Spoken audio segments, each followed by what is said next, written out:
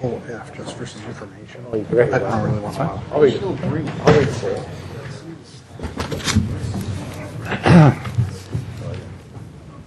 You know, it's tough to get old. Thank you. 10 years ago.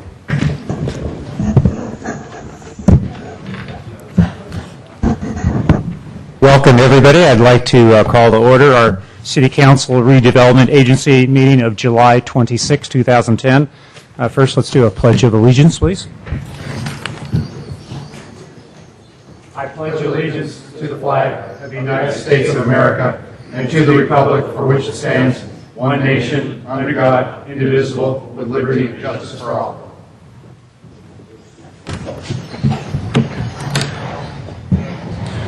Second on the agenda, are there any changes to the agenda? Mr. Malby, anything? No, none.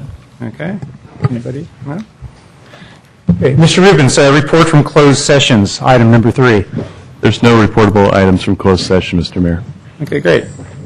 We're moving. Item 4, council communications and announcements. Mr. Klein, maybe start on the right side? Yeah, I'll go. First, from the fire board, we don't really have an announcement from this last meeting. It was pretty routine.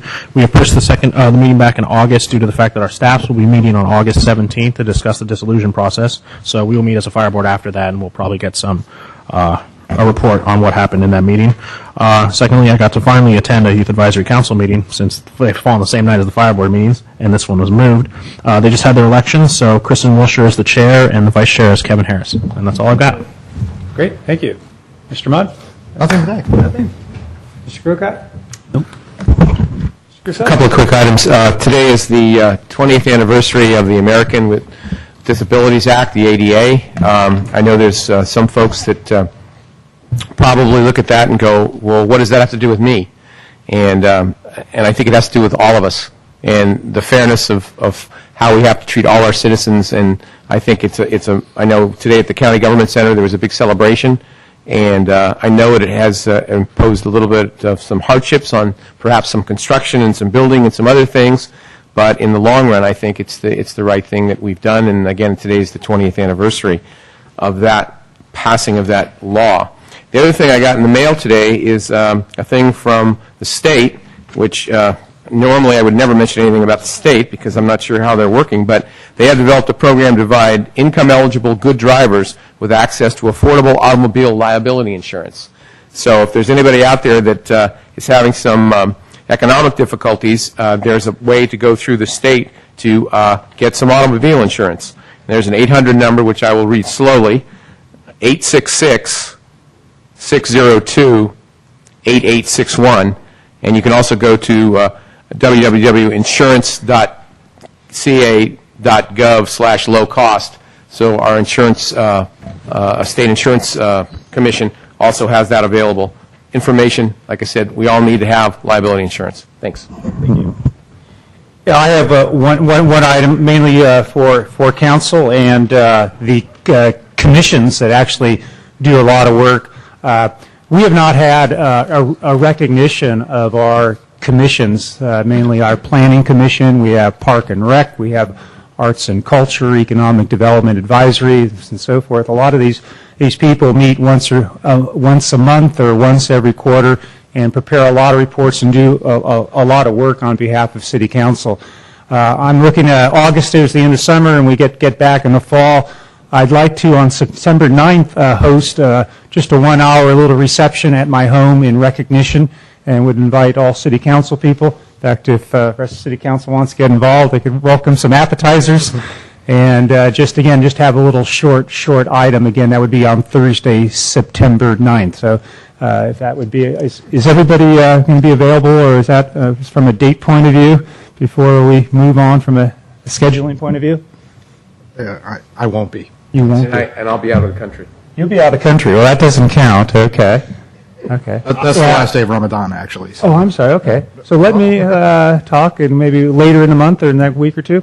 We'll talk After the 10th. After the 10th. Okay. Well, we'll try to schedule that again in about in the month of September. Weather's still nice, and it's always a great time to say thanks to a lot of people that do a lot of work for us. And that's all I had. Anything else? Good. Public comment. This next item, item 5, are for people that would like to speak on anything that's not on this evening's agenda. You're welcome to do so.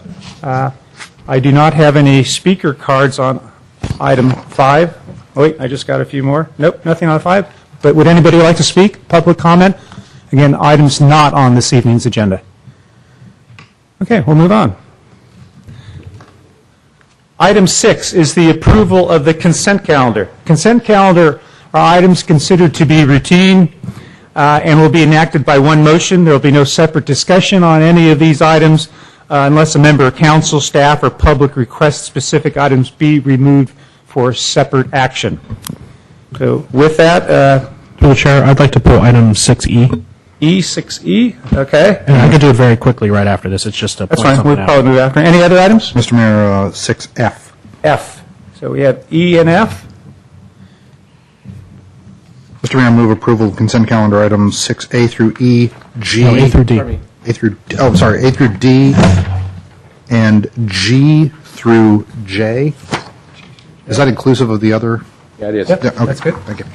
A second? J? Where's J? That's the one. It's on the blue the sheet. addition. Yeah, so there was a revised with an item J. So I second that, Mr. Mayor. We have first and a second. Roll call? Councilmember Ahmad? Yes. Councilmember Grisilli? Yes. Councilmember Grocott? Yes. Councilmember Klein? Yes. Mayor Royce? Yes. So let's go through these items here. We'll have them. E is a reappointment of, we have 3 people, Arts and Culture Commission. Mr. Klein? you Yeah, wanna the talk about only that? thing I wanted to point out, because we discussed this on the council and it's coming back on consent calendar, and for the staff, if I want to make sure I'm correct, I read that through what was discussed up here and through the Parks and Rec Commission and due to recommendation by Mr. Long, our Parks and Rec Director, that we will be keeping the Arts and Culture Commission? Is that what I read in this? Okay, so I just want to make sure that that's public, because we had talked about dissolving it, and it never came back for us to approve that. I just want to make sure everyone knows that we will be keeping that commission. So that's all I had about that. Great. Okay, thank you. Okay, 6F is to adopt resolution to support a grant application in the amount of $64,000 from Redwood Continuation High School for the Rose Foundation to enhance its environmental education program. Mr. Mott. Mr. Mayor, just wanted to ask a couple of questions about this. Probably going to go to our city attorney, Mr. City Attorney, or possibly Robert Weil. This application is being done as a function of the consent decree that we have with Baykeepers, correct? Well, it's not actually a function of the consent decree, but this is the foundation that our consent decree provided the mitigation payment to.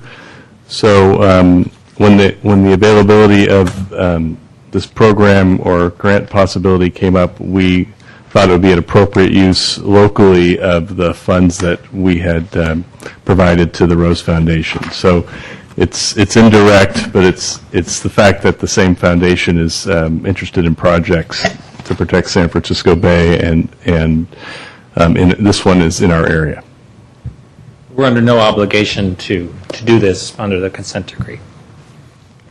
We're not. No, this is really just Advantage of it. Okay. trying to keep the money local. It's Which is a really, beautiful thing. So we're exercising the discretion. that's correct. Mr. Mayor, may I ask if the Public Works Director would just run through that really quickly, because we've asked some questions. People are in the audience. They don't know what the heck is being talked about.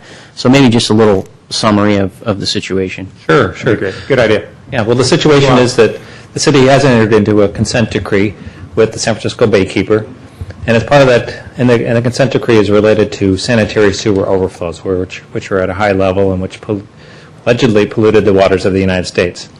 And as one of the terms of that consent decree were that the city would make a payment totaling $200,000 to a foundation in Oakland called the Rose Foundation, and it's kind of our goodwill gesture to say we may have damaged the environment. Here, we'll give something back to the environment. Rose Foundation has programs which benefit the environment. And the council strategic planning retreat in March, we recognized this had happened, and there was an initiative to let's see if we can keep this money local, at least get some of it back to be spent locally in San Mateo County. And so there was a little bit of a canvassing of whose mission would fit in with the Rose Foundation's mission. Redwood Continuation High School does environmental education, and that lines up with what the Rose Foundation seeks to do. Redwood Continuation High School also educates people of disadvantaged status, which fits in with what the Rose Foundation wants to do too. So we said, hey, why don't you apply for some of this money? And they did. They put in for $64,000. And so we're basically just voluntarily going to the Rose Foundation and say, we think it would be a really good idea if you gave some of this money to the Redwood Continuation High School. Mr. Mayor, I move approval of items 6E and F. Second. Okay, for approval, motion to approve 6E and F, roll call. Councilmember Ahmad? Yes. Councilmember Grisilli? Yes. Councilmember Grocott? Yes. Councilmember Klein? Yes. Mayor Royce? Yes. Okay, agenda item 7 are reports to council. We have 2 this evening, one on 7A, sustainability of community events, and the second one is annual report on green programs and climate protection initiatives. So first, 7A, sustainability of community events, 7A. Mr. Long, hi. Good evening, Mr. Mayor and members of the council. Doug Long, Parks and Recreation Director. This is just a follow-up to a February 22nd staff report that we provided to council. There were some questions that were asked about sustainability of our special events. Some things have changed. At that time, if you can remember, we were still contemplating whether we were going to go what the budget considered Path 1 or Path 2. Decision has been made. And that has affected our ability to, help sustain some of these programs. Other than that, I will let the report speak for itself. You can see some of the strategies that we still plan to employ in sustaining these events, and I'm here to answer any questions you may have. Okay, questions? I have 2. Mr. Klein. Mr. Long. Mr. Long, how many summer concert series? There's 8, right? Well, it varies. This year there's 5. There's been as many as 10 to 12, but the average is about 8. Okay. And then with the Hot Harvest Nights, how many days is that? I'm not sure about that. That's Like 15? 4 months. Yeah. 20? 16. September, yeah, it's about 6. Okay, so about 20. So we're looking at, for the price of $123,000, we're looking roughly at about 32 days worth of events. Yes, that's correct. So okay. Just want to point out how cheap all this actually is if you look at it. So that's it. Well, it's actually more than that because you've got days for the hot hours. You've got, a day for the art and wine. You've got. Well, yeah, no, but I'm counting it because I'm counting Hometown Days as 3 days and Vertical Okay, all Challenge right. as 3 days. I just wanted to make sure your math was. Yeah. Okay. It's not perfect, but it's Close. vague. We'll say close enough for government. That's all I have. Other questions? I have one speaker card, Pat Bell, 7A.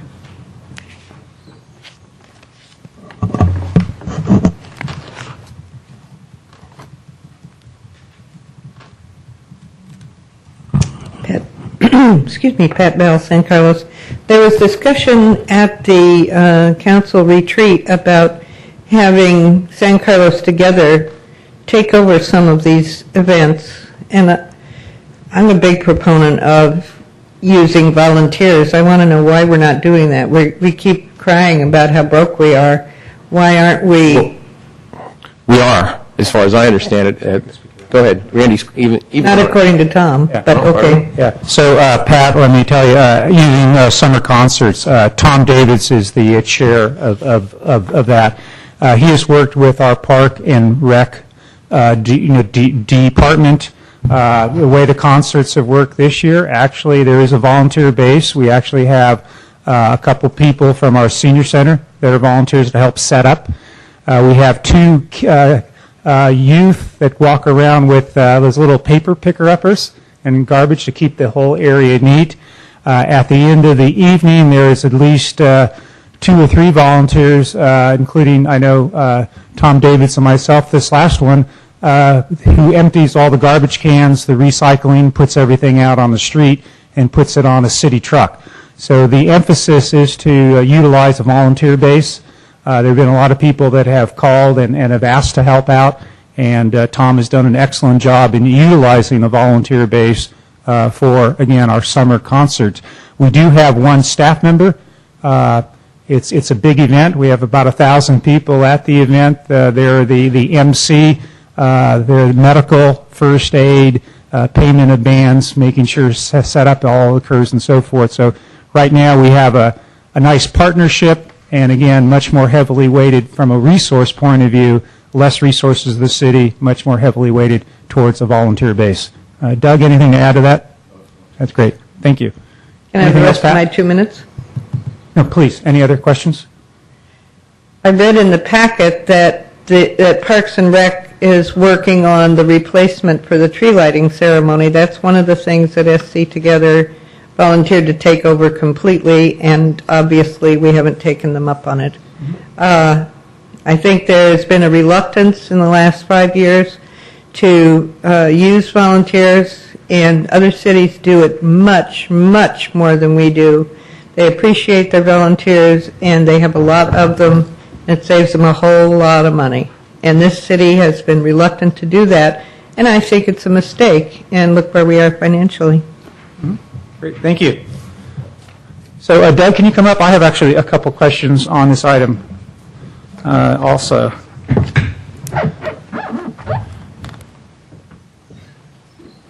So I know it varies kind of community event, and we talked about summer concert series, Goblin Walk, maybe something different.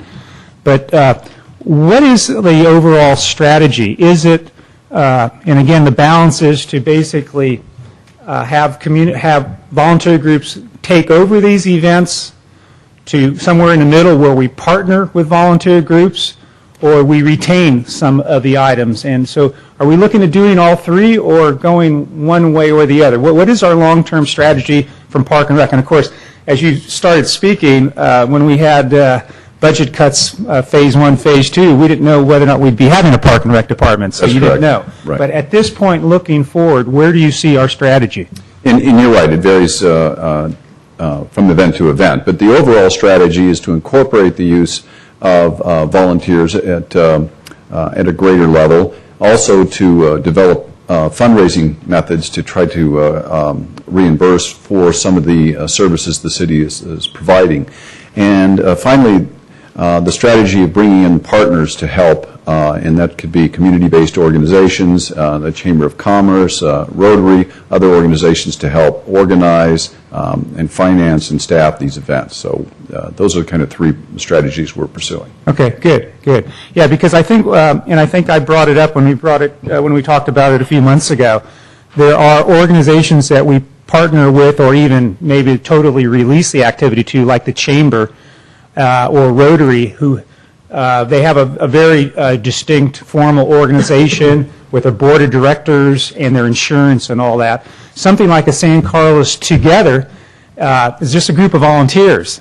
And as an example, insurance, if they had to insure summer concerts and we told the carrier, well, yeah, there's more than 1,000 people and people bring their own bottles of wine and there's kids running all over the playground, I'm not sure they would be able to afford that kind of premium. So I do welcome that we look at each of these community events and keep that, depending on the event and the organization we're dealing with, and partner or do whatever we can with those areas. Absolutely. One other area question I have, and Pat made a statement. I think her statement's half true, but what is our future position on volunteers? Use of volunteers. We encourage the use of volunteers for our programs. We have volunteer sheets out for people to sign up at most of our special events. When we have a host a booth, we do have the availability for people to step forward. We also offer this year-round to anybody that wants to contact the department. We like using volunteers, whether it be students at Carlmont that have community service hours to give, or people who are simply looking to provide something for the community. Well, we've found that making a commitment or a sustained commitment is rather difficult with volunteers. They like, one-time service for a very specified period of time. As an example, Vista Park is a volunteer maintained park. And I was up there actually pulling weeds with the last volunteers. They were expecting about 40 to 50 people to show up, and I believe it was 18 that showed up. And that's something that is in constant requirement of volunteers. You'd have to do that almost on a monthly basis. Getting volunteers to do that on a sustained basis is rather difficult. So what we try to do is we focus on the needs of a particular event, and we can take the Goblin Walk, for example, where we would use the Youth Advisory Council and bring them as part of the program. We will go to the Senior Center and bring some of the volunteers who attend the Senior Center as part of the event. So we still want to tap into those folks that are interested in helping out with these particular events. It's kind of on a as-needed basis, sustaining a volunteer base. We're constantly interested in people providing that information and deploying that as needed. Okay. Well, if I can, I'd like to have other council speak up if they disagree or agree with this, whatever. But I do think our new direction in the city, well, not new direction, our strength has always been a strong volunteer base. But our new direction is utilizing that volunteer base. And there are some hurdles. I know unions are generally against volunteerism because it does take away jobs. So you have to understand where they're coming from, and that's fair. But there are museums, there are parks, there are organizations that are totally run by volunteers. And it is our strength. I think the future has some percentage of our operation, especially in Park and Rec, that's done with volunteers. And I would like to continue to pursue areas of Park and Rec, and I think these community events is a good area. But I open it up. If I'm going down the wrong path here, please speak up. Mr. Mayor, I think it should just be pointed out for a couple of things. This is only $123,000 we're talking about, but these are 6 of the biggest events that our town is known for. And if you do it on amount of people that come, these events probably bring in 200 to 300,000 people in the town at any given time. You're spending less than 50 cents a person. That's not bad. I would like to see maybe, if it's not opportunities, maybe we can get the money somewhere else. We could do a raffle at the concerts, something, or we could just pass the hat. But these are only 6 events we're talking about. There are so many other things in this town that are done by volunteers. So to say that we're not utilizing volunteers is ridiculous. Look at this town. Look how much has been done by volunteers. Look how much has been started by volunteers. But Mr. Long's right. At some point, people want to enjoy the events too. At some times people want to go. I don't volunteer on hometown days on Saturday because I work all day Sunday from 5 in the morning through midday. I would actually like to go to the event occasionally and enjoy that. So, we do have a big group of volunteers, but they are required at a lot of events, and sometimes you just got to foot the bill on some of these things. And it's $123,000 for 200 to 300,000 people to come in this town, enjoy this town, and spend their money. And a lot of these volunteer groups also make a lot of money off these things, so they're able to do the other things. So I really just don't think it's a big deal. Okay, thank you. Mr. Burkott? My comment doesn't necessarily follow yours, but I just wanted to point out on the San Carlos tree lighting. I think it would be a good opportunity to encourage staff to talk to all the service groups. It's mentioned here about Rotary. And I'm trying to think what it is, but there's one other event where the service groups do work together. Typically, the service groups have a friendly competition with each other, and they rib each other about that and so forth. But they do come together on occasion to work together. And I know what it is. It's Caring Covered. They work together, and it is a nice,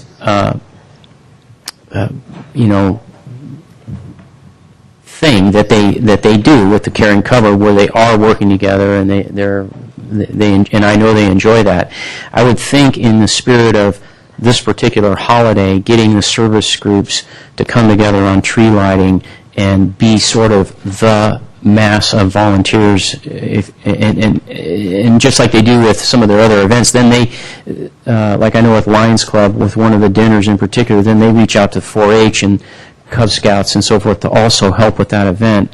And they could do the same thing with this if they were made the point of this volunteerism for this particular event. Yeah, I think that's a real good suggestion, and since we're transitioning over to that, I think it's a perfect time to do that, and we'll encourage that. Thank you. Anything else?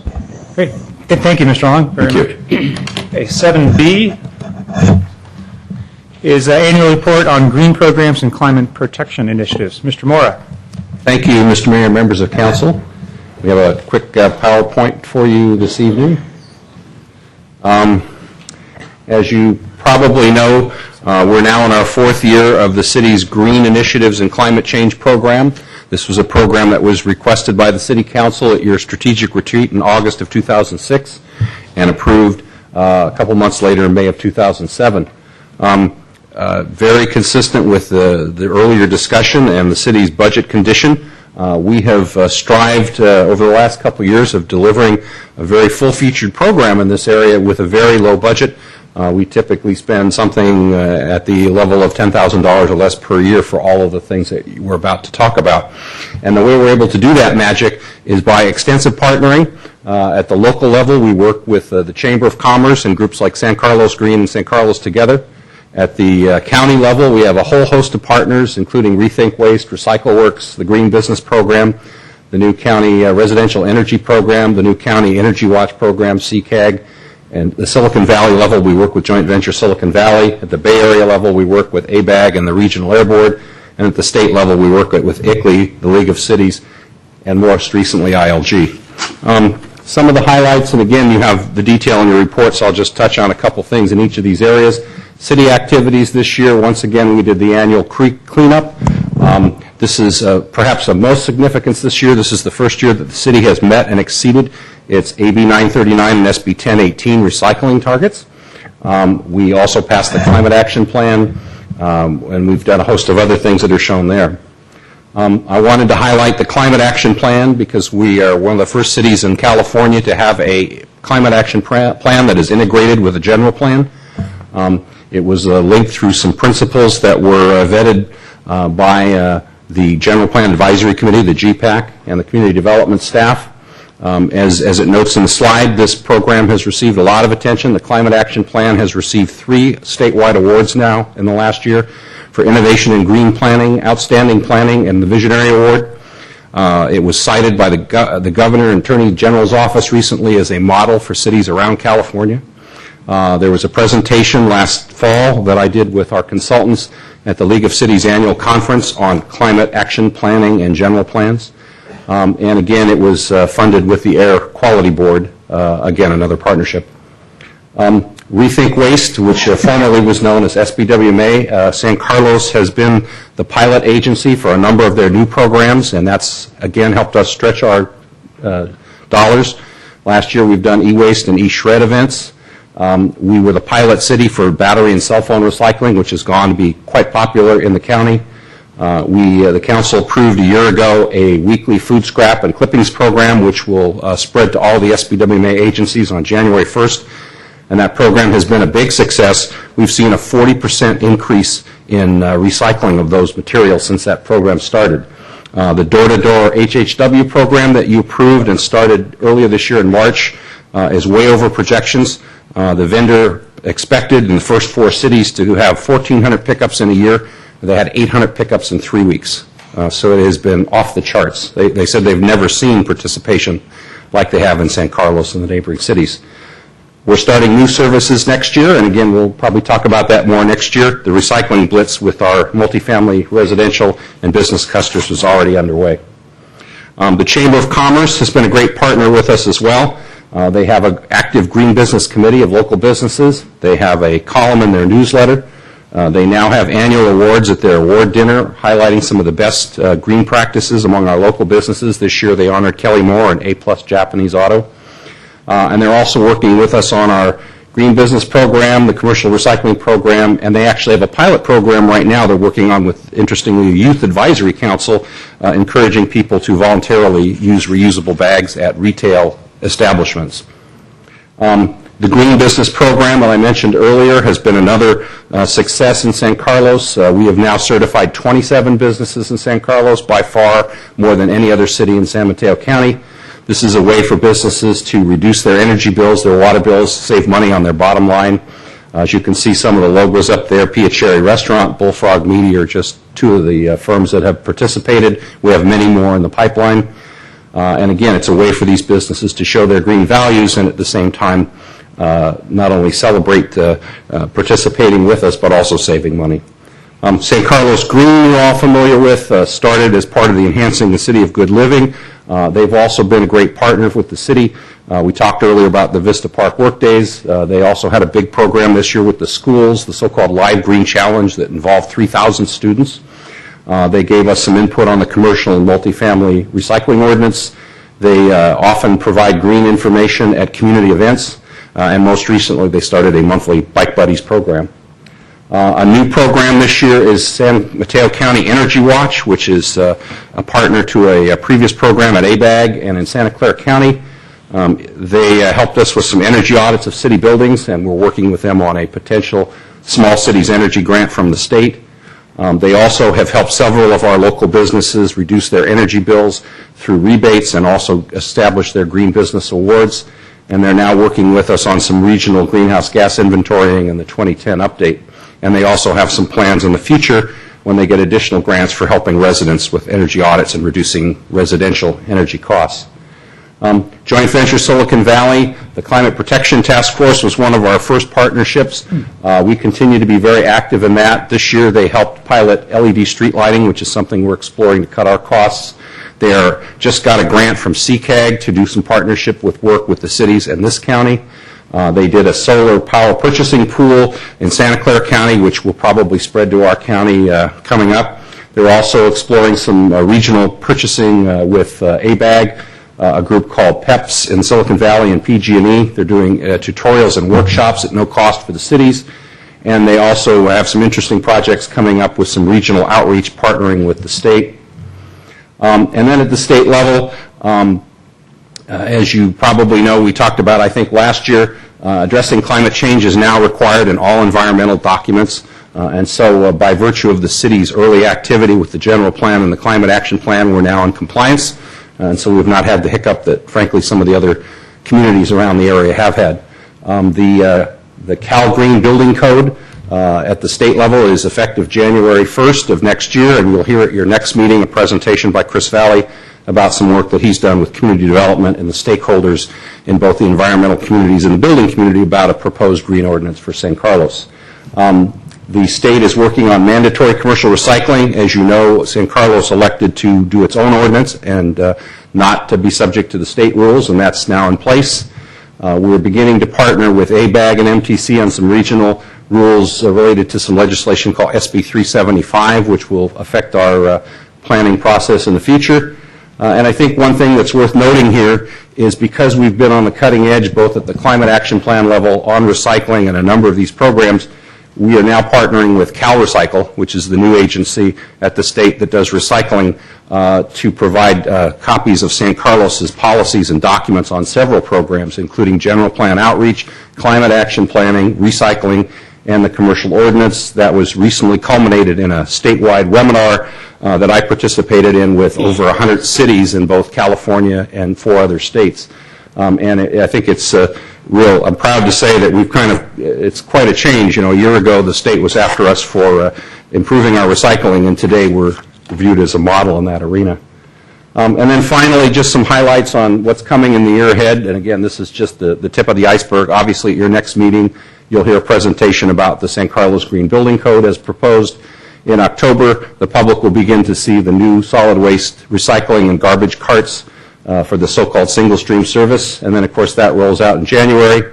And in the next year, I envision that we'll continue to do what we've done in the last 4 years, that is work with our partners at the local, regional, statewide level, continue to make progress on green programs, again, in a very cost-efficient and frugal fashion, perhaps. We'll continue to work with the county and our local businesses on the Green Business Program. I'm pleased to say within the last 3 months, the activity there has picked up significantly, perhaps a sign of improvements in the economy, and also work with the state and the regional agencies on policy. I think more and more we're finding that both groups like ABAG and the state are now contacting San Carlos for advice and input on some of these policies as they learn how these things roll out. So in summary, I think it's been a very successful program. I'm proud to say that once again we're leading the parade in many areas, even though we're spending very, very little money at it. But be happy to answer any questions that you might have. Questions? Okay, comment first. Okay. I have a speaker card. Suzanne Emerson. And Ann Iverson, you're next. And just a question, there's a Bonnie Sorek. Are you wanting to speak about item 8? 8, okay. I'll put it with it. Great, thank you. Hi, Suzanne. Welcome. Good evening, Suzanne Emerson of San Carlos, representing San Carlos Green. I wanted to just start by thanking the City Council and staff for being supportive of green and sustainable efforts throughout the last year. Looking forward to next year, we're hoping that the City Council and staff and the community can continue to move forward with the programs that are already in place, that we can develop and implement a robust green building program, that city can cooperate with the community on a tree planting program. We'd like to see additional bike lanes and other enhancements of non-automobile transportation opportunities here in San Carlos, and support for an improvement of our trails. We'd be happy to help serve as a resource if there are any environmental issues that come before the City Council. We're always available to you as a resource in the community. Thank you very much. Great. Thank you very much, Suzanne. Ann Iverson. All right, welcome, Ann. Thank you, Mr. Mayor and City Council. Not to be too repetitive, I want to thank you for your efforts in really supporting meaningful environmental programs, and thank Brian for putting together a real succinct and overview of that. Some of the programs Brian mentioned, the food waste program has really contributed to the mandates that the state, qualification for the mandates the state has put forward. And I also wanted to mention the overwhelming response to the household waste issue, which I think are just evidence of good programs. Moving forward, I also wanted to mention the benefits of sticking with widely accepted standards for green building program certification, mentioning Greenpoint rated and LEED. Further efforts for increased energy efficiency in city buildings. I think that's really important and can save money over the long run. And in a meeting with Park and Rec, it looks like we may not qualify for Tree City USA, but any support we can get in any kind of other alternative ways of supporting trees in San Carlos would be appreciated as well. Vista Park, work on Vista Park has continued. We've been kind of lagging in community support. It's really difficult to keep those kind of programs going and keep the enthusiasm going. Park and Rec has offered some help, and we are planning on some upgrades we'd like to make at Vista Park. So any support there as well would be appreciated. Thank you. Thank you.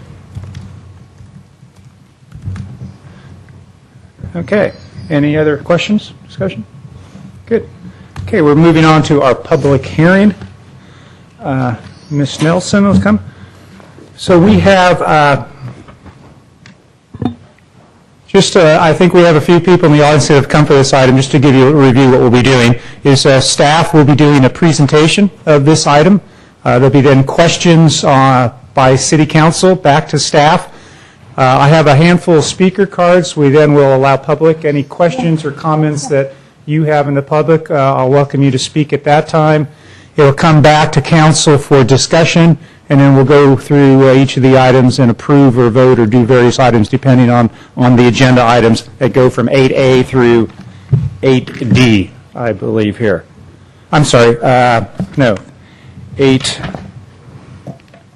A1 through 5. A1 through 5, yeah, 1 through 5. Okay, so with that, Ms. Nelson, just turn it over to you for staff presentation. Welcome. Yes, thank you, Mr. Mayor and Council. I'll be doing, I'll be up and down a little bit. Okay. We'd like to do the same format that we did a presentation to the Planning Commission, and that is the first report, 8AI, is kind of the overview where there are many findings and considerations that affect the whole site. And then there are 4 separate use permits you will be looking at.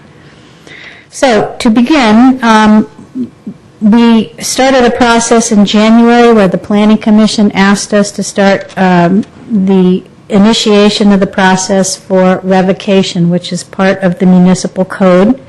And the letters that go to the providers are from the zoning administrator, and those went out in January and February. It took us till June to get to the council meeting, in part because there are a number of operators, a number of property owners, and we determined that we needed to do our own noise evaluation. So we went to the Planning Commission in June. Their recommendation is to you tonight, and the minutes of their meeting are attached to this first one staff report.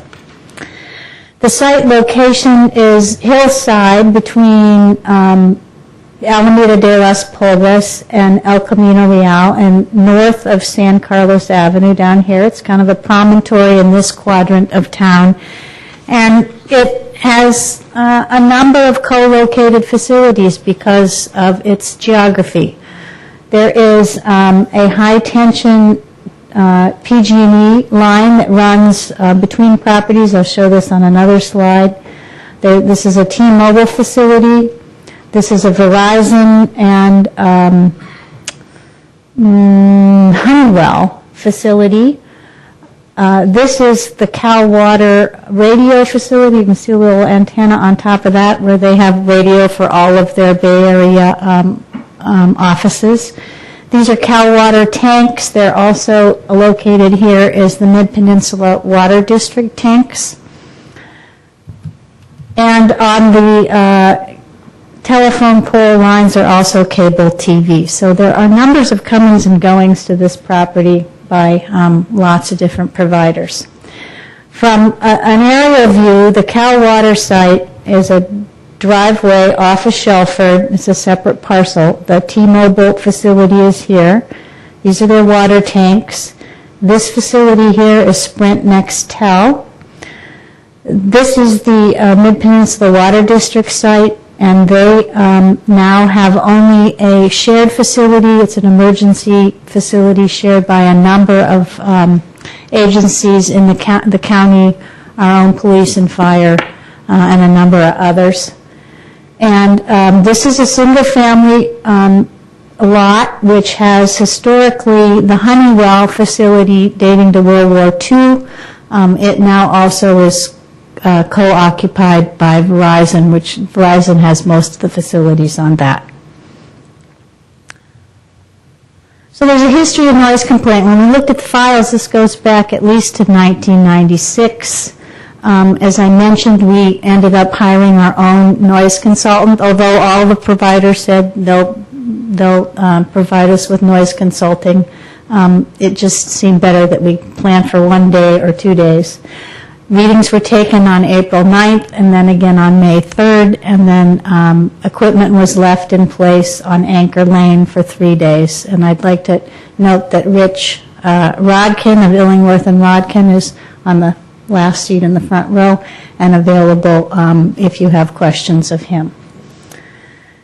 Again, this is an aerial, so this one shows the proximity of Anchor Lane to the sites. This is Anchor Lane. The emergency communication facility, the Mid-Peninsula pumps. Now there's also an emergency generator with the emergency communication facilities, and I can talk about that as we go through. Verizon again, T-Mobile, and the Cal Water and Sprint Nextel. This is a bunch of us at the noise reading day. So there are 3 property owners. There's 3 telecommunication providers. There's some conditional use permits that were held by predecessor companies. There's 1 public agency, 1 utility company, and it's really unclear to us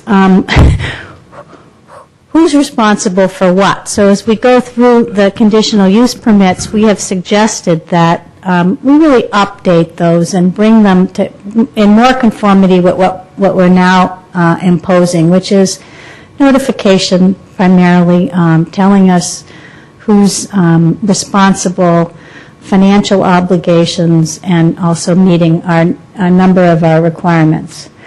So as I mentioned, we discovered in looking at all this, there's some basic issues. There's aesthetics. Paint, some of the old use permits required paint colors which are not there at this point in time. We have more recently required removal of abandoned equipment. Those didn't apply to some of the old ones, so we would like to put that on the new amendments. We think it's important to say that although we make findings that there's landscaping, we want that landscaping to be maintained and replaced when appropriate. And the equipment enclosures, sometimes they're a metal box, sometimes they are a concrete block facility, sometimes they are a fence. We think it's important that whatever they are, they be aesthetically pleasing. There's also issues regarding compliance. The city's noise standard must be met, and it's difficult for us to be the ones responsible or the neighbors responsible for saying it's noisy and then having testing. So we've added conditions that suggest that testing needs to be done after the equipment's in place and that they notify us every 3 years or so. There's also compliance with FCC radio frequency noise exposure standards. The city has no authority to have control over that. It's an FCC responsibility, but we can say you need to report to us every 3 years that you still are in compliance. And then finally, who bears the expense for this? And we've added a condition that says each of these providers should be responsible for their expense related to their facilities. I want to talk a little bit about the Buckland 924 Buckland Public Facilities Agency emergency site. This one we're not recommending for change to the conditional use permit. It is an emergency facility. It has a generator that's tested on a regular basis. Under our code, that kind of testing and the noise it generates can be determined exempt, and it's clean and operates well. So we're not suggesting any change. This is the equipment shelter that emergency generator is in. That's an example of one of the concrete block ones. The environmental analysis, there's two parts of the codes that apply. That one is for the revocation proceedings, and the other is findings that need to be made for conditional use permits. We believe both of these are exempt because this is your ability to take actions by a regulatory agency to protect the environment. When we had the Planning Commission public meeting, there were a number of people who I believe are also in the audience tonight, and as I said, the minutes attached to your report have more detail on this, but I thought briefly in bullet format I'd give you an idea of the comments.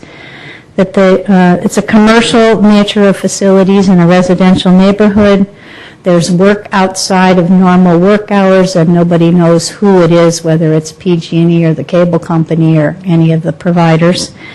There's visual clutter. There was some talk about the behaviors of people who work on the properties. There's proximity to residential backyards and lack of buffer. The facilities, it suggests that the facility should be removed and replaced with more attractive designs. There's noise. There's inadequate city regulation. There was a specific request that we do noise readings for a longer period of time, maybe up to 30 days. There's requests for equipment shelters versus the metal boxes that are on some of these facilities. People question the health risks, and then I mentioned this is a FCC authority. Comment about degrading property values, complaints that the city is slow to respond to complaints, and that the neighbors should not be the ones that have to police compliance. And also that no permit should be granted for any of these facilities before we determine compliance with what's already been permitted. And that maintenance and repair work is disruptive. The issues raised by the providers was regarding wording of some conditions, and you have in front of you a letter from T-Mobile regarding condition 14 on their 2 use permits, which we'll get into later. And I know the representatives are here. And also that there be credible evidence that studies are needed. Back to this condition number 14, we have suggested that the color of the T-Mobile pole be different, and the staff has said we'd like expertise to tell us what color it should be, and there is some comment about whether or not we should charge for that service. Also that aesthetic mitigation should only apply to the noise attenuation measures. So the Planning Commission recommends regarding this first one, 8AI, that you accept their recommendation, which is the basis of the findings in all of the rest of the reports. And then each of the other reports and the findings include by reference this particular report.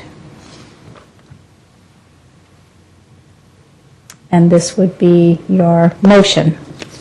So that concludes my presentation on this first item. Are there questions? Questions of council? I'll jump in. So, Ms. Nelson, because we've got a number of properties here, which one of these properties have equipment cabinets? Are all of them cabinet equipment? Cabinet equipment is T-Mobile and portions of Verizon. Sprint Nextel is in a block building, and portions of Verizon are in a block building. Out of curiosity, is any member of T-Mobile or Verizon or are those folks here? Yes. I guess among the questions, I'll just put these out initially, and we can determine. I'll let the mayor decide how he wants those responded to. But what kind of equipment's in these cabinets? If some of this stuff has been around since World War II, I would like to know, do we still need it? We are doing equipment upgrades. You had mentioned backup generators. I'm assuming this is a diesel generator. So at some point in time, a fuel truck has to come out there. They've got to fire this thing up. I'm curious, based on the equipment standards, who spotted that generator? Why did they pick those power requirements? How much power do they need at that point? How much fuel do they need? To some extent, we have a containment issue. Mm-hmm. So I'd like to know that the diesel itself is permitted as a hazardous material, et cetera. I'd like to hear from the telcos. Are they willing to go to fuel cells? Something else. Get the generators out of there. I would be curious from our noise expert how he did these readings. I'm looking obliquely at Mr. Grocott. We have both spent time on the airport roundtable where we deal with a lot of noise readings. I would be curious how we would compare and contrast those reports, which Mr. Grocott and I are fairly familiar with. How were these studies done? And my last question, again, is there's a lot of telecom equipment here. Why is it there? Can't these telcos put simply an access point and then backhaul with a dedicated pipe back to a CO? Mr. Ahmad, I apologize. If you use some of your terms, you know exactly what you mean. We have no idea. And in fact, I've lost you a while ago. So I really appreciate if you could be more descriptive on what you're talking about, because you're really getting technical here. So I apologize, but I'm not up to speed in your level of expertise in this. So what is a CO? I don't even know what that is. Central office. So you've got an antenna and a big hunk of gear sitting on top of a hill. The question is, do you really need that equipment there, or could you just put a small bit of equipment and a dedicated phone line back to a central office and get the equipment out? I get the English part. So, and that's what I meant. So maybe it'd be timely with the questions. Can we get the vendor up here and maybe explain again the equipment and the power source? I also was going to suggest, I have some pictures. I was going to do them independently, but it's very short, this next part. So maybe I could show the pictures first. Rich Rodkin could answer the questions about how how the noise readings were taken. So this is the Verizon site, which is 920 Buckland, which is on a single-family residential parcel. It's off of a little driveway. Most of the Verizon facilities, I believe, are these flat panels. This one may be the Honeywell one, or this one may be the Honeywell one. I think they would need to tell us. Nope. So somebody could tell us later. These are the various equipment boxes related to that. So a bunch of equipment is in this shed, and then there are at least 4, maybe 5 of these kinds of boxes. This is the other side. So there are 4. This is the existing fencing. When the arrow is directly across the street is the garage entrance of a single-family house, and there's no other fence on that frontage. This is the fence that's on the side. Verizon has submitted, and it's on the appeal application, which follows this, 8B. There's a whole packet of the Verizon equipment to be installed, and they are suggesting where this yellow line is that they would do a double wood fence with acoustical material in between, and the condition would suggest that that would be fine, and within 45 days they have to show us that that has worked at attenuating the noise. Then I'm going to skip some of that part. This is the T-Mobile facility. It originally was approved to be brown. It ended up kind of sky blue when it's winter or foggy, and so we just feel like we need somebody to tell us what color it ought to be. See, this day it kind of matches. These are the equipment boxes related to the T-Mobile facility. This is the driveway off Shelford that is Cal Water owned, and the tanks are up here off of the screen. This is also some of the equipment. Then I'll skip this again to go to more pictures. This is the Sprint Nextel facility. It is also on the Cal Water tank. Its equipment is all within this cabinet, with the exception of this Mitsubishi fan, which was put in a couple of summers ago. That's actually one of the reasons why this was initiated, that the work that they did up there was quite noisy, and the previous fan was quite noisy.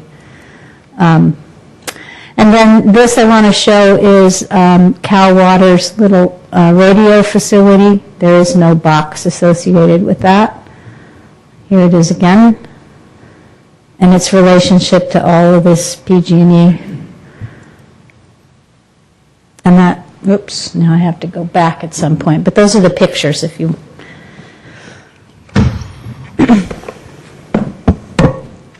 So, Ms. Nelson, let me just start off. The equipment in the cabinets, that appears to be the stuff making the noise. Is that correct? That is correct. And it tends to be mostly generators that's making these noises, or? No, not necessarily. They're heat triggered, as I understand it, that they have cooling fans within them. Perhaps the noise expert could, I mean, we are now speaking to noise. Please come on up and try to...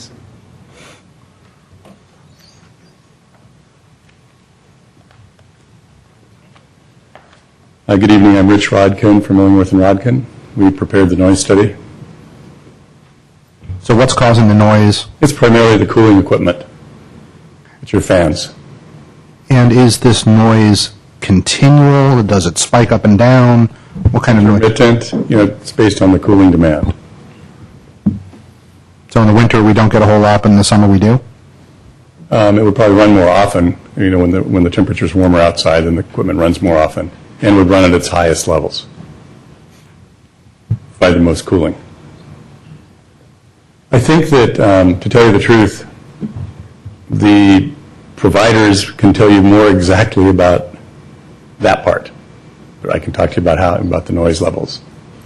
How the equipment runs and how it relates to temperatures and things is probably their area better than mine. But could you go into a little bit of depth about what you measured and how you measured it? Sure.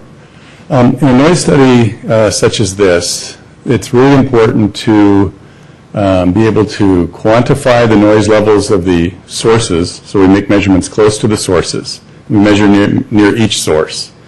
The other question then is, how does the noise from a particular source affect the received level at a particular residence? So we also measured in the community near the residences, or at the property lines, and then where the noise ordinance is applicable, and also at number 1 Anchor Lane, which was had been identified as as a resident who had a particular concern with the noise. We measured a couple of different ways. The long-term measurements were, in response to your question about aircraft noise monitoring, were actually very similar to how one would monitor for aircraft noise. A piece of equipment was installed on the exterior of the house, up above grade, so you're not near the ground. It was basically the same exact sound level meter that one would use in an airport monitoring system. And it records the overall sound level. It measures A-weighted decibels, just like what you would measure for an aircraft overflight. It measures concurrent intervals over the entire period of the measurement. In addition to that, we also, so by making measurements close to the equipment and in the neighborhood concurrently, I was at one of the receiving sites in the neighborhood.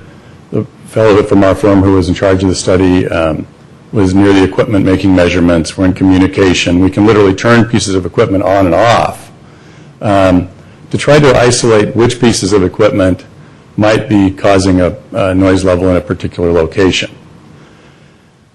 We, with the assistance of the equipment providers, forced the equipment to operate in its various modes of operation. And we were told that it was operating in its noisiest mode when we were making our tests. And those are the concurrent attended measurements. The difference between this kind of noise survey and then where you're studying aircraft noise is that aircraft noise, typically if you're measuring it, it is a significant source of noise above the background. When it happens, there's no question. It's a relatively easy exercise. Here, we're looking for not only noise ordinance compliance at the property lines, but we were also working to try to isolate and identify, if we could, which source or sources of noise was causing a problem with respect to either amplitude or audibility in the neighborhood.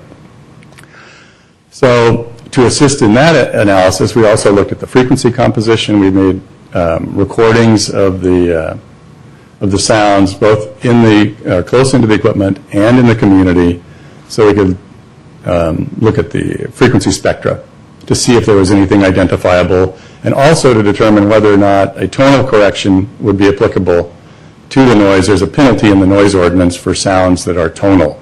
It means they sound like they have a pure tone component, or they're something else that would make them more annoying than broadband noise.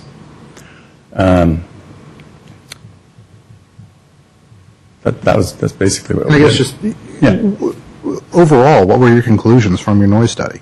Well, our conclusions were that there were locations on the property lines where noise levels exceeded the ordinance limits. We couldn't, in our most affected receptor in the community where we focused a lot of the work on one Anchor Lane, we were unable to identify any sources of noise from the facility that were significant contributor to the noise environment at his property. It was, when we were there doing our attended measurements, it was basically inaudible. I was there, and there was no measurable change in levels with the equipment on or off. And this is while we had one of our people, our primary researcher here at the site measuring. We were in communication with each other, and we were measuring. So noise mitigation measures were recommended to bring the facility into compliance with the noise ordinance, but we were unable to determine in our studies whether or which pieces of equipment were making or were contributing to the problem at the 1 Acre Lane. In your opinion, what additional work would have to be done to make that determination, or is it simply indeterminate given technology? And before you get we're comfortable. Before you get to that, Mr. Ahmad, can I just have him clarify what he just said? Yeah. So what you just said in layman's terms is the area is out of compliance. You just don't know whose fault it is, or what pieces of equipment. No. No, we know exactly what's going on with respect to the noise ordinance situation. Okay. If you were referred to, well, I don't know which graphic would be in their document, but there was a graphic that actually came up that showed the facility and the property lines. Yeah. And the noise ordinance is applicable at the residential receiving property lines. Okay. And at those various, we measured at each of the residential receiving property lines as a part of the study. That was one part of the study. Okay. Basically, noise ordinance compliance.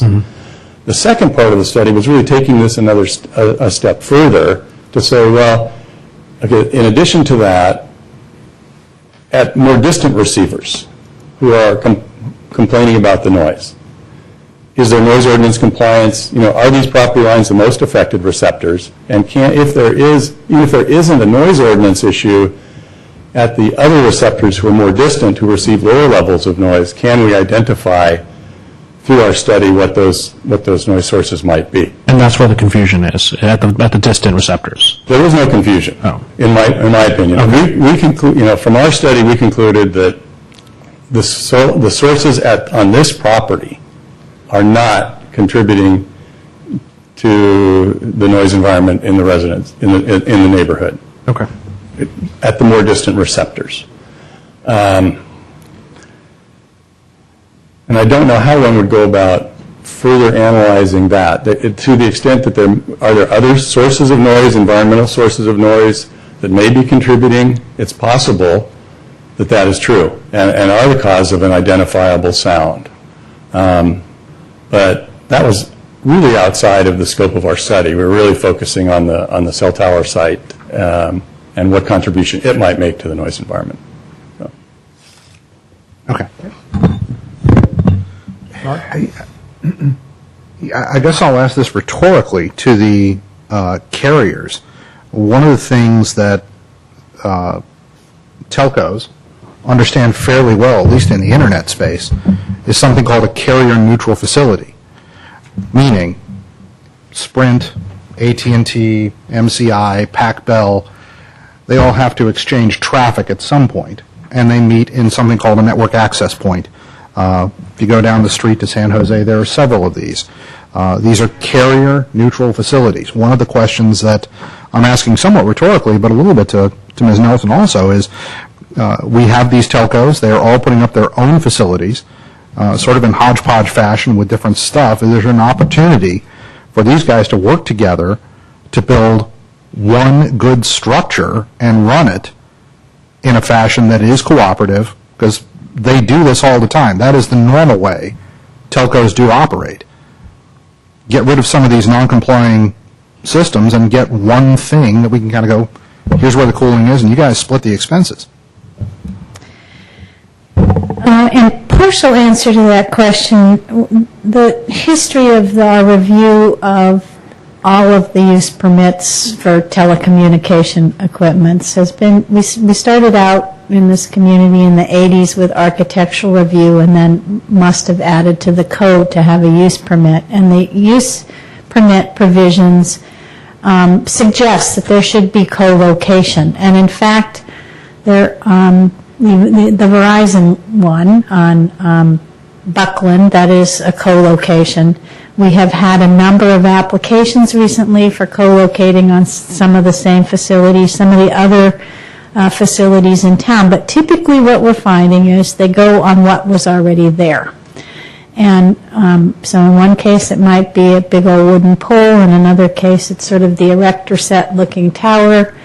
We don't, because these are revocation hearings, we're looking only at the facility where an existing use permit occurs. Certainly we want to have a better ordinance, and we are looking at that in the zoning ordinance update, and we would like to have these more co-location, more small ones. You probably all are aware of the recent applications that were on top of telephone poles in neighborhoods within equipment boxes. We'd like all of this to get smaller and better looking. With these particular facilities, we think we've done what we can, given the fact that they have existing use permits. Did you want to add to that? Any other questions here, City Council? Mr. Grocott? I have a question for city staff that I just want to make sure I'm understanding the whole picture here correctly. So mine's more of a broad question. and then I have a couple of specifics. It seems to me that with all of this, you've got the FCC, and there's certain things we can and cannot do within their rules and regulations, if you will. In other words, they have control of this, we don't. Correct. In much of this. Yeah. But I see three areas, and I just want to make sure that we're addressing those three areas as much as we can. So the three areas I see are aesthetics, noise from equipment, Yes. and third is disruption during the maintenance of the equipment. And we have some control in all three of those areas. Yes, yes. And so these conditional use permits that we're looking at have addressed those issues where in the past we have not. Correct, or to a greater degree. To a greater degree. Because these go from 1996, the most recent was 2009. So, yeah. Okay. And then That's a correct summary, yes. Okay, very good. So then I have a couple of specifics. There was one of the bullet points was a request for a longer noise study. And what I took from the presentation by this by the professional is that because they turned the equipment on and off and created the noise, that a longer duration noise study would not have any added benefit to what we've got so far. According to our experts, that for the noise that's generated from this equipment facility tested against our noise ordinance, which says at the receiving land use, and in this case it's residential, the noise shouldn't exceed certain limits, certain numbers of minutes in any 1 hour, and it's different for daytime than nighttime. And the conclusion was the Verizon equipment and the T-Mobile equipment could exceed the noise levels at nighttime. Okay. And I guess I could get to my next question in each of the specific use permits, Okay.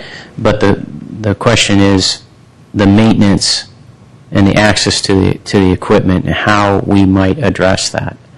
So I guess I can bring that up in each one of these. Yeah, and that's very difficult, and maybe questions for the providers. From our experience, there are many contractors who provide service for each of the providers, including the people who come in for the permit initially are different than those who maintain the facility or change out equipment. And so the degree that we can, we've put conditions in there that says you need to notify us of who's in charge of what, and then every time there's a change, notify us again.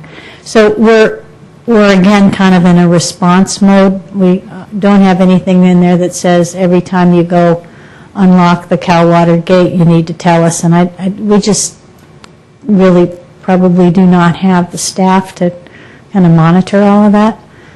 However, I'm sorry. However, if they aren't complying with our codes and we're aware of it and we're getting complaints from our citizens, can we revoke these use permits based on that? I guess I'd like to ask the city attorney. Well, what you're doing tonight is basically you're conducting an evidentiary hearing on that issue, and you have a recommendation from the Planning Commission rather than revoke the permits to apply uniform conditions to attenuate and to mitigate some of the identified noise issues. The reason that this is before you is because of the noise complaints. And the basis for revoking the permits, if that was your desire, is noncompliance with the city's noise ordinance. Now, with the mitigation measures recommended by the consultant, we feel that these properties, all the facilities, would be brought into compliance with your noise ordinance. So that's the basis for the recommendation from the Planning Commission. Now, keep in mind that these are valid use permits that have been granted or valid approvals, depending on the history of the site, or perhaps even one of them is grandfathered in from 60 years ago, or more. And so there's legal rights that attach to those, to the permits. So my advice has been to focus on the issue of the noncompliance with the city's codes and address that through this public hearing revocation process. And the ordinances allow the city council to look at the planning commission's findings and then fine-tune them. If you think that there's some additional conditions or issues that should be addressed in these use permits, you're empowered to do that.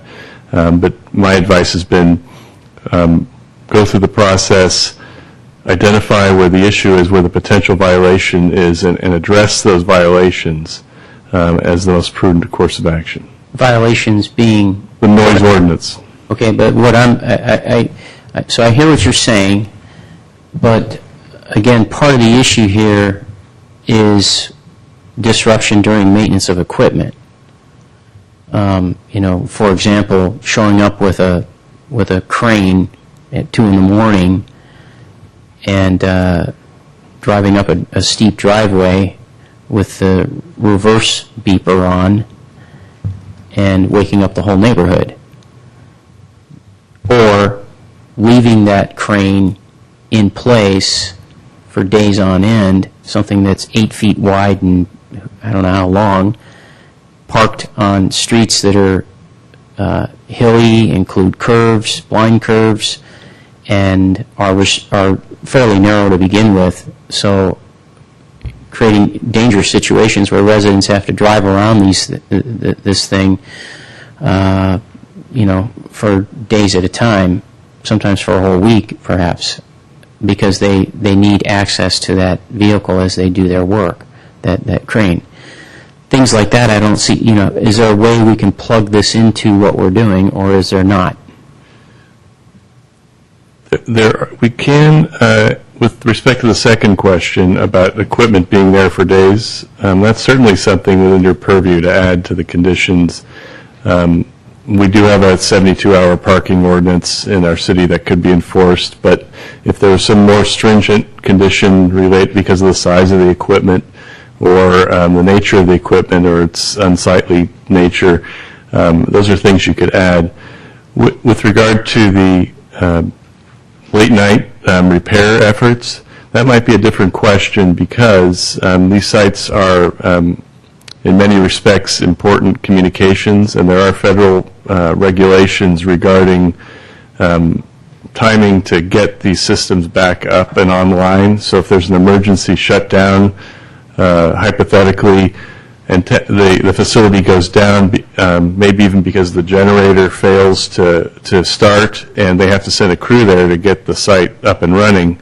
There are many people in our community and in the region that depend on these types of communications, and I think that's the basis for the federal regulation. So we might have a harder time regulating the emergency repair, but certainly routine repair and location of equipment on the public streets, we could potentially craft a condition of the use permit to deal with that. Thank you. Okay. I think what I'd like to, we have about a dozen speaker cards. Can I be good to move on to public comment on item 8A for a public hearing? So I'll get about 3 names at a time. If you could kind of keep your comments to about 2 minutes in time, I'll let you know if you're getting longer than that. So first we have Bonnie Sorick, and then Kip Chung, and Oren Laney. We could go in that order, and then as we get through this, I'll get more names listed out here. Hi, Bonnie. And Kip, if you get ready to, up here in the front here, get ready to go. Thank you. My name is Bonnie Sorick, and I live on Anchor Lane. I'm directly below these towers. And I've been fighting these towers, along with Matt Olcott, for about 15 years now. We just feel that it's unfortunate that all of these are located in this one location above us. There's no place else in this city that has that, and there are a lot of other hills. We don't have to be the only one that gets all of them. In addition to that, and I understand from your comments tonight that maybe the FCC is the one who controls this, but they have made comments that they think that these towers do not, that their emissions are not harmful. But my question is, when you have that many towers at one place, isn't the cumulative effect worse than just one tower? And I think that's something that we should perhaps look into. I'm definitely against adding any more, and I feel like that we should take care of what we've got and try to make it conform to the rules and regulations. Thank you. Thank you very much for coming to speak. Okay, Kip Chung? Right here. Oh, come on up.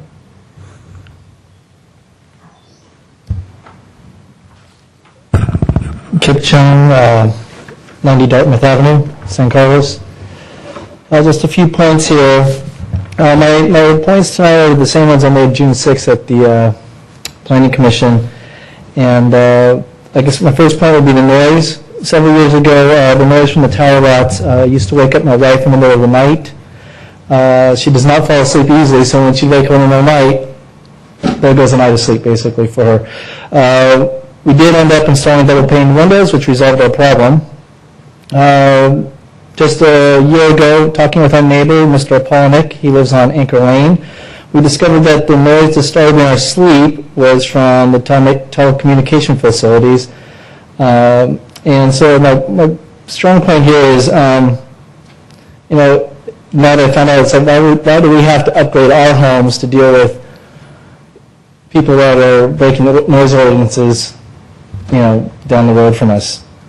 My second point is the timeline of complaints. I learned that from the commission meeting that these complaints have been going on for 13 years. It's difficult to understand. It seems that no one can take responsibility, not the phone companies, not the city. I feel like someone needs to take some responsibility and resolve these items, as well as setting some guidelines on how to deal with these issues in the future. My third point is health risks. I understand as far as the government code and regulations that these telecommunication facilities are considered safe. Well, we all have a history of cigarette smoke, asbestos, and on and on for what's considered safe until it's not. I believe San Carlos should have such facilities in commercial areas or a greater distance from residential areas. At the very least, we should keep these facilities from growing ever larger in our backyards.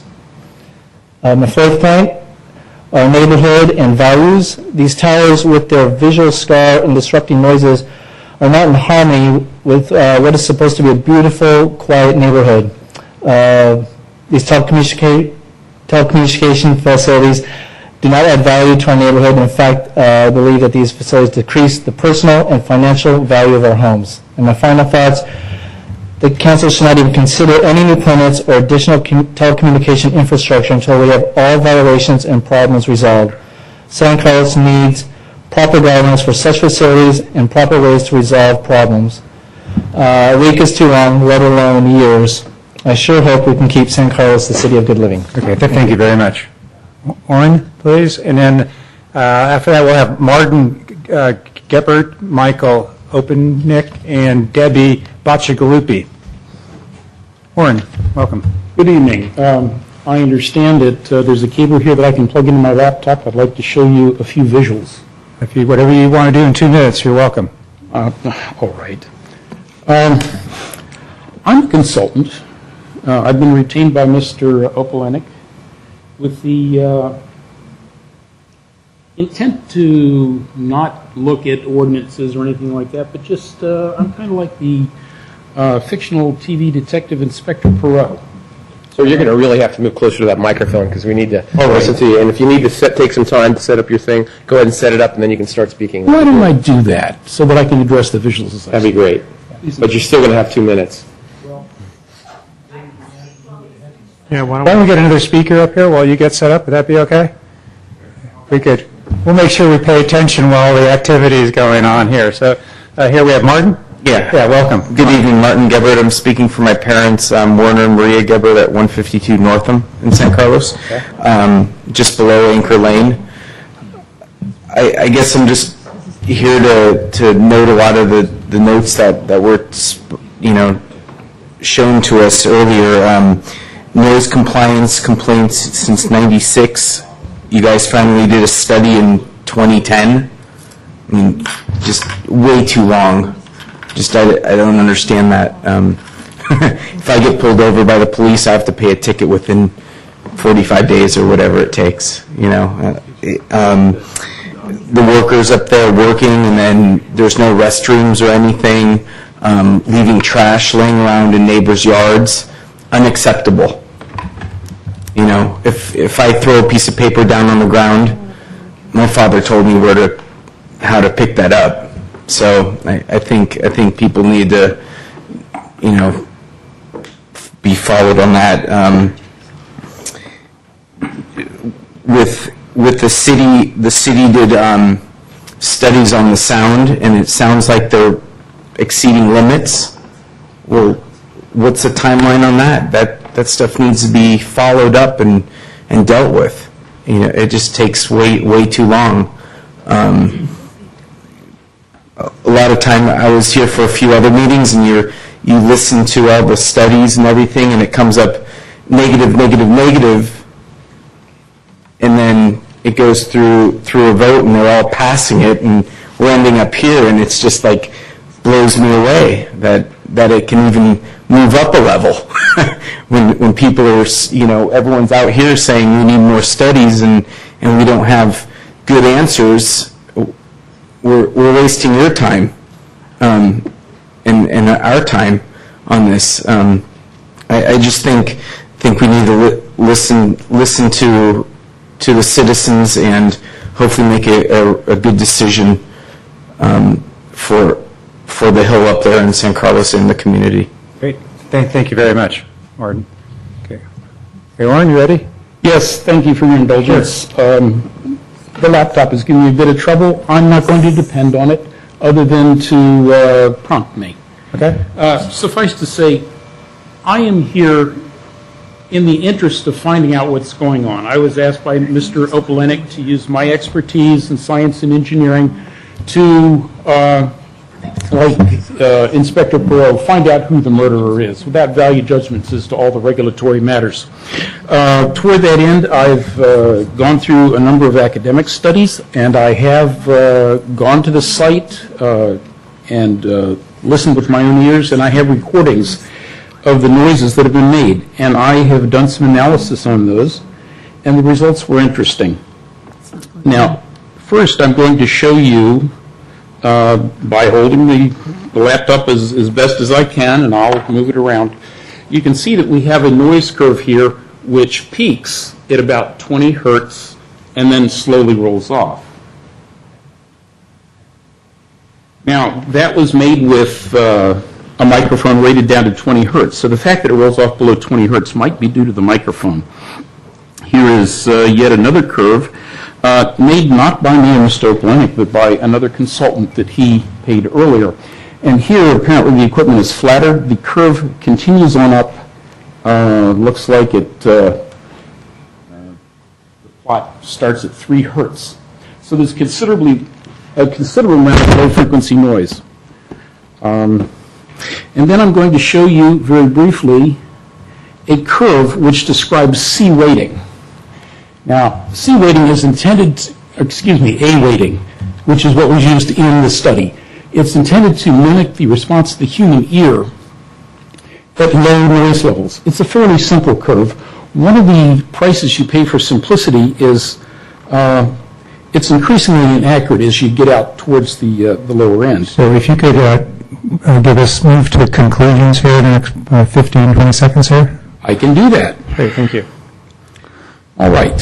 A study says here that human hearing does go down into the low hertz region. For normal persons, it's just a matter of loudness. And then I'm going to give you a conclusion from, I believe it's a doctoral thesis. The effect of low-level of low sound level, low-frequency sound can have significant adverse effect on sleep, as discussed by et cetera. Leventhal discusses low-frequency noise as a special environmental noise problem and states that conventional methods of assessing annoyance with A-weighted noise are inadequate for low-frequency noise and lead to incorrect decisions by regulatory authorities.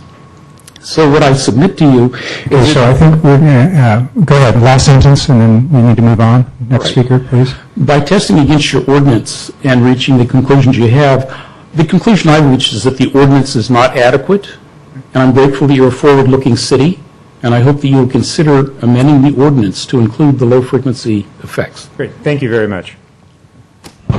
Hey, Michael? And Debbie Botchko would be after that. And Frank Hensley, the third. Hi, Michael. Good evening. Good evening, Mayor, council members. I've got some general comments for the general revocation that we just sort of introduction. The city ordinances that are currently on the books are currently antiquated and are in the process of being updated by RFP by the city of San Carlos. Even with these out-of-date ordinances, T-Mobile and Verizon failed to comply with their conditional use permits. The fact of the matter is acoustical consultants cannot come out for a few hours once a day and test for noise. The communication providers at Buckland and Shelford create noise problems that are temperature dependent, time delayed, and load sensitive. The sound consultants do not live in our neighborhood, so it will be very hard to say as for certainty what that problem is as quantified as X, when it's most likely X plus something. There is an example of what I mean by this 13-year problem. The City of San Carlos Professional Acoustical Report supports this fact. When all the engineers, sound consultants, neighbors, planning commission members, and water department, Verizon technicians, and I were at the Verizon site, we all concluded that the DBA was around 70. I was told that the site gets much. I told them that the site gets much louder. The Verizon tech told everyone that everything was on full. Well, a few days later, after the survey, the Verizon equipment was measured at 83 to 84 dBA, which equates to about 1.5 times louder than the samples taken then by the city consultants. I have a video of that. I can show it to you, but I only got 2 minutes here. Let's talk about strange noises. When the consultants were out, the equipment was maybe on, but not full. As temperature and load increases, so do the winding fans. In fact, last year, Cal Water asked Verizon to do something about the noise and the screaming fans. Nothing was ever done. Adding a few extra conditional uses to the permits at the Buckland and Shelford sites will not itself mitigate the problems. The 9-page antenna ordinance in the city of San Carlos in no way protects the citizens with the advent of complex technologies being deployed with these complex systems. We also have, with the complex systems, more complex problems. So bolder action needs to be taken by the city council to protect our community. Erecting a 6-foot fence as a solution to this current revocation may not take care of that complex problem. And summarize, please. Summarize, please. Okay. Last statement, please. Quickly, in 2007, I stood here, you stood there. You were the chairman of the Planning Commission. I was a citizen. I talked to you about Verizon making a ton of noise up there. They said it wasn't them. Evidence has proved that the equipment that they did put in ranges anywhere from 66 to 80 decibels. So they basically fooled you and I to get their permit up there. They'd spent absolutely no money to mitigate any of the noise, and we've had to live with it for 3 years. I could go on, but... Thank you very much. Mr. Mayor. Michael. Mr. Mayor. Mr. Gilcott? Just a comment. The fellow who has the example, if he might be able to be given some time to set that up and we can hear that, I would appreciate that. Okay. And, you know, this, Mr. Mayor, with all due respect to what you're trying to do, I understand we're trying to get through this. These people have been through this for years.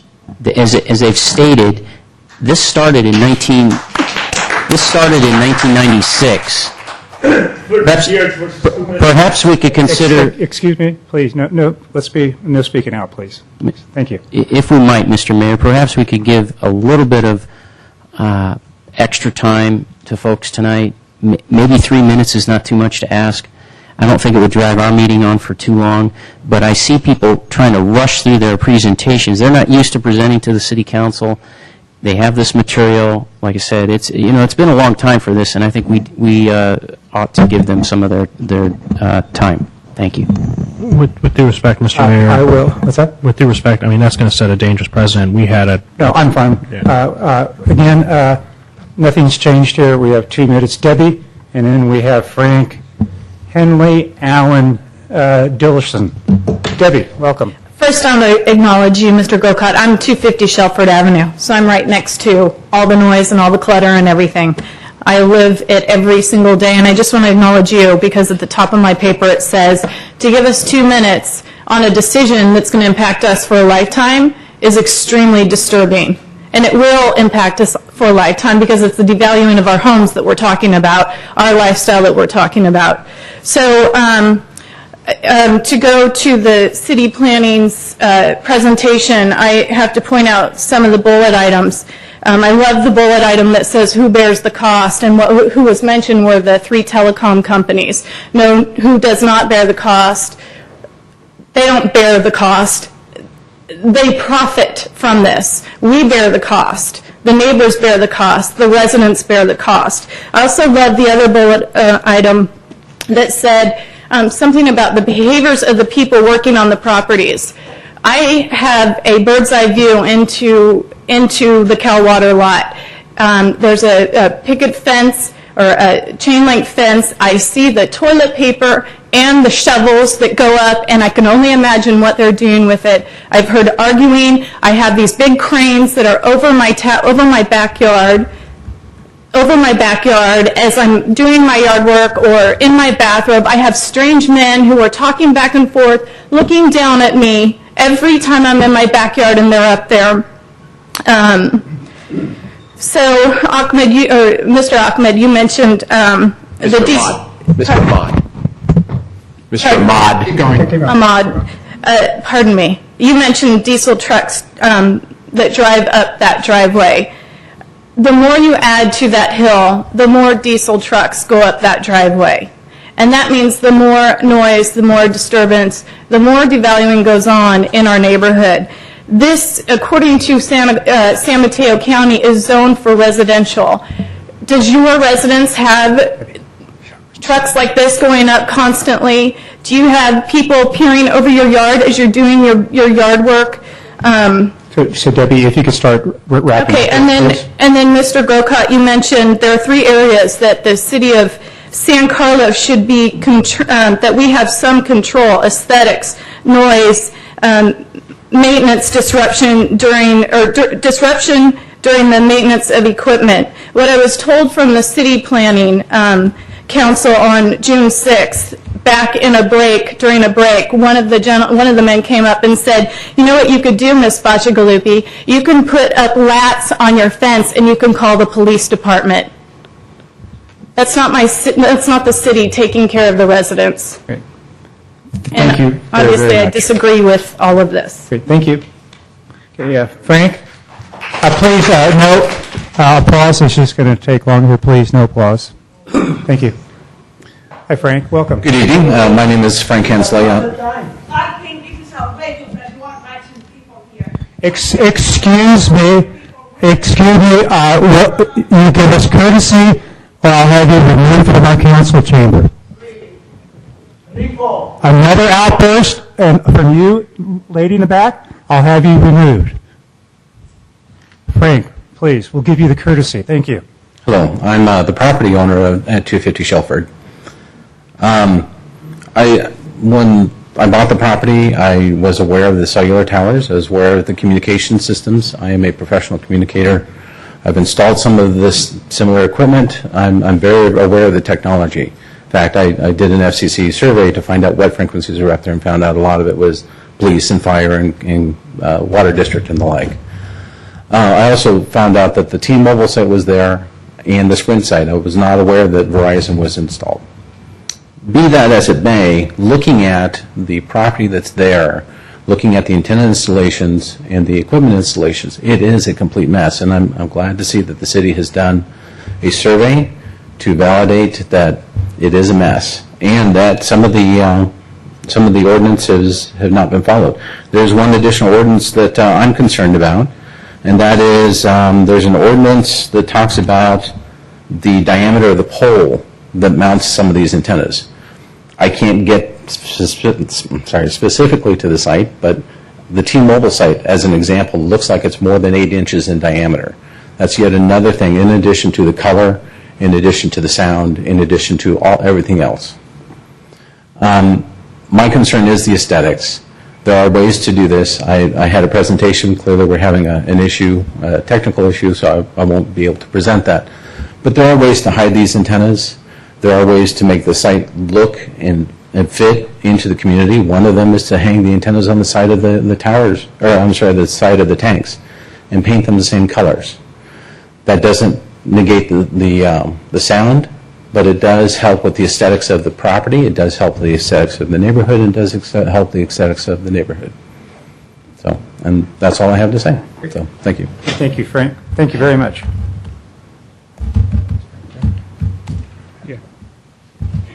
Alan? Hi, welcome. Thank you. She needed to take care of it. And after Alan, just to be prepared, Rastat Mathor after that. Thank you. My name is Alan Durson. I live at 239 Shelford Avenue, and I live across the street from the driveway that services these cell towers. This has become a constant problem with noise, construction equipment. I save you some time. I'm not very good with technology, so I took some pictures that I'd like to pass up to you that have a description of what's occurring in the picture. Since the revocation hearing that we had with the Planning Commission, on 3 different occasions we've had cranes in the neighborhood.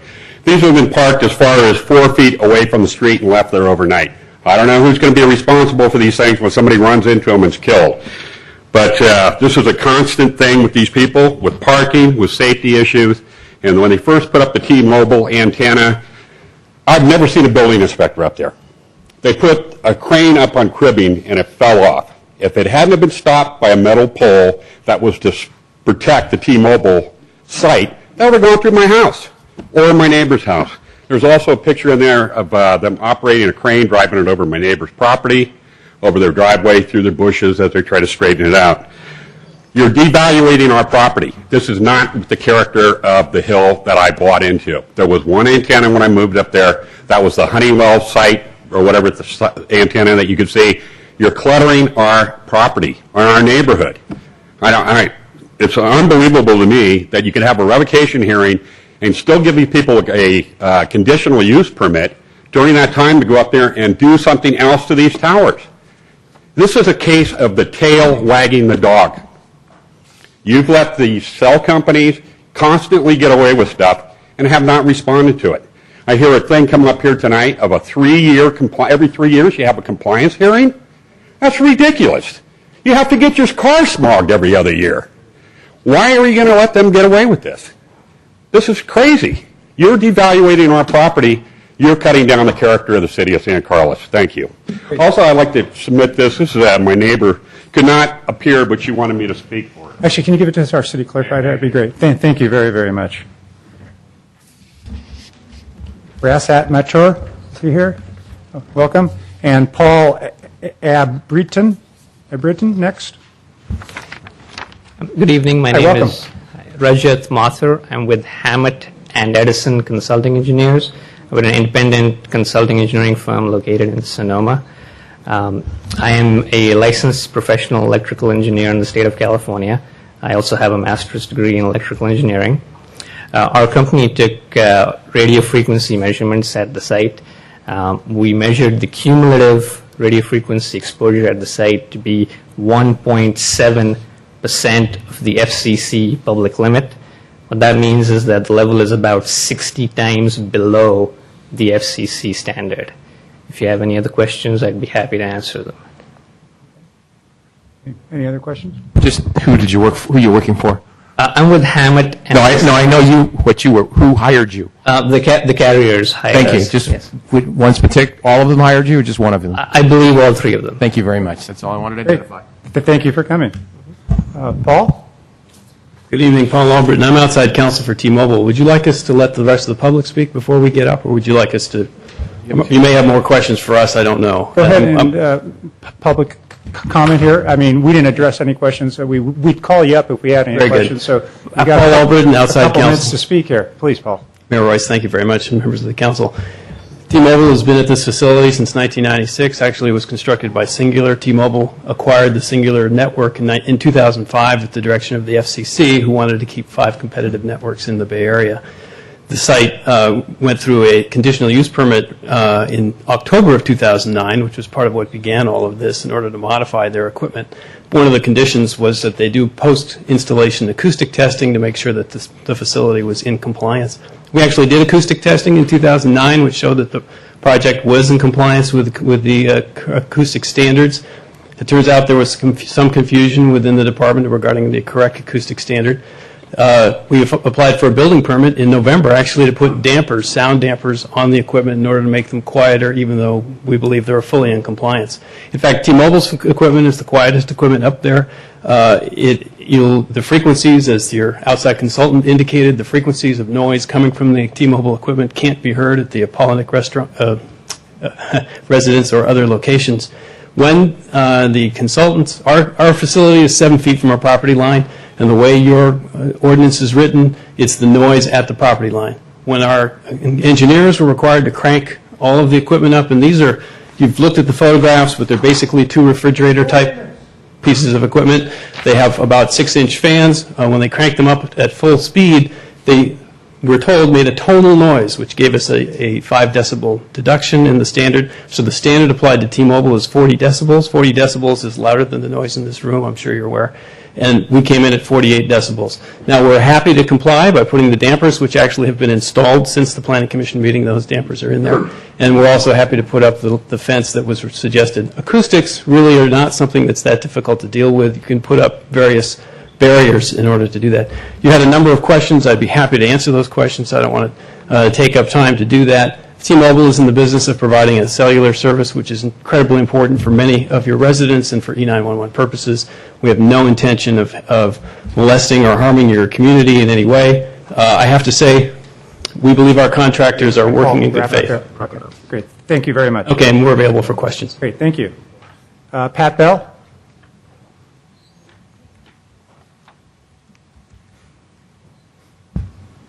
And Tom Miller after that. I've been to other hearings on appeal of Planning Commission decisions, and I have never seen the appellant limited in time. Ms. Bell, if I could correct you, we're not on 8B yet. 8B is the one that is the... Is the what? Is the one that is the appeal, 8B. We haven't even gotten to 8B yet, just to let you know. So all these people can get up and talk forever on 8B? It's up, the mayor, I just wanted to correct you that they're not appealing. Okay, I'll be home by then, but I'm telling you, these people all pitched in $50 each to pay for the appeal to the city council, which costs so much that no single resident ever appeals anything to the city council, and they should be allowed to speak and not be cut off. And if you have to sit here an extra half hour, too bad.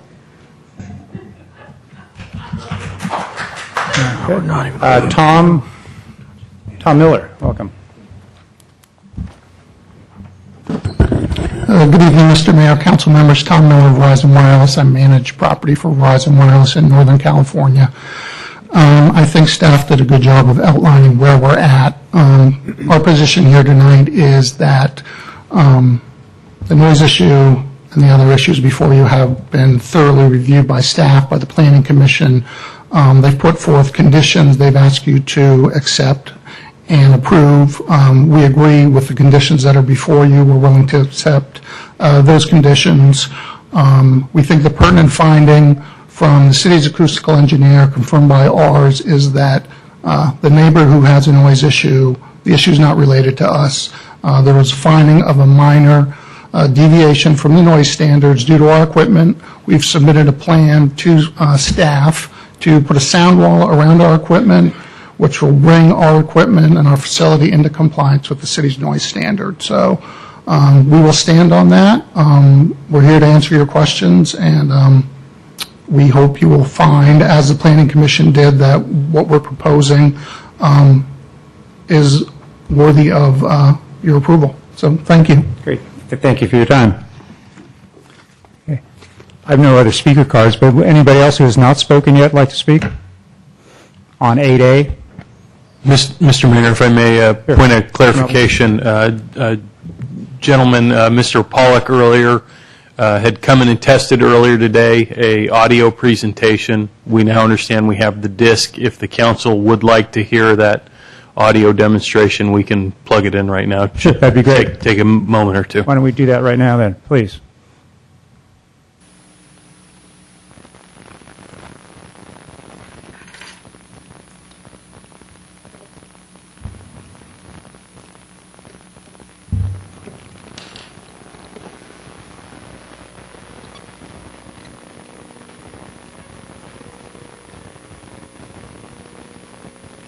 And this is the actual sound, or what is this that we're going to be hearing, Jeff? Do you know what this is that we're going to be listening to? The sound itself measures, or? I don't. I think we'd ask Mr. Pollack to maybe come up and introduce. Yeah, if you could introduce what we're going to be seeing or hearing here.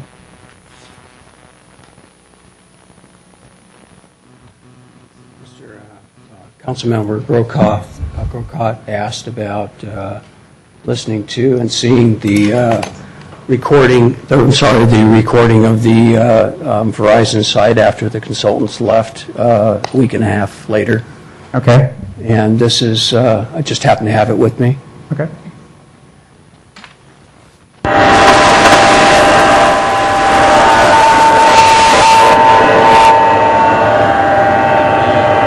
Sound meter. Turn that down a little bit. I know you're trying to make a point here, but.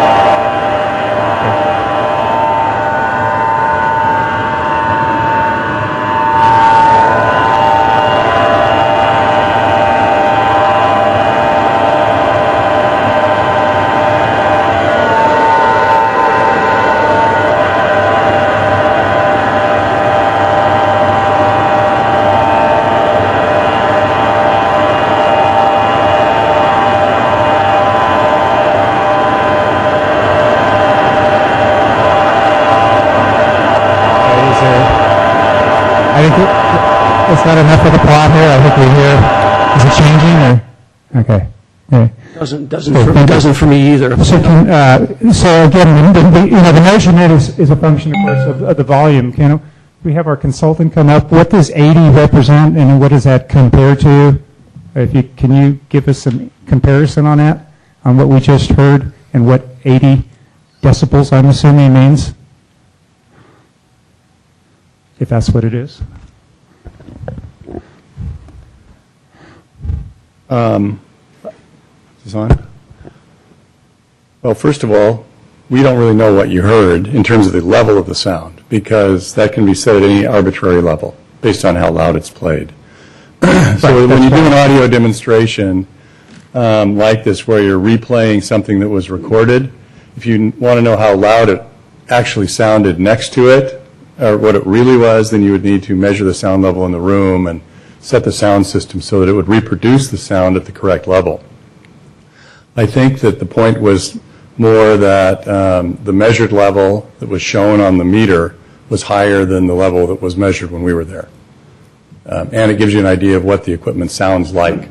But as to what level you were hearing there, I don't know. Okay. So the actual level of the sound.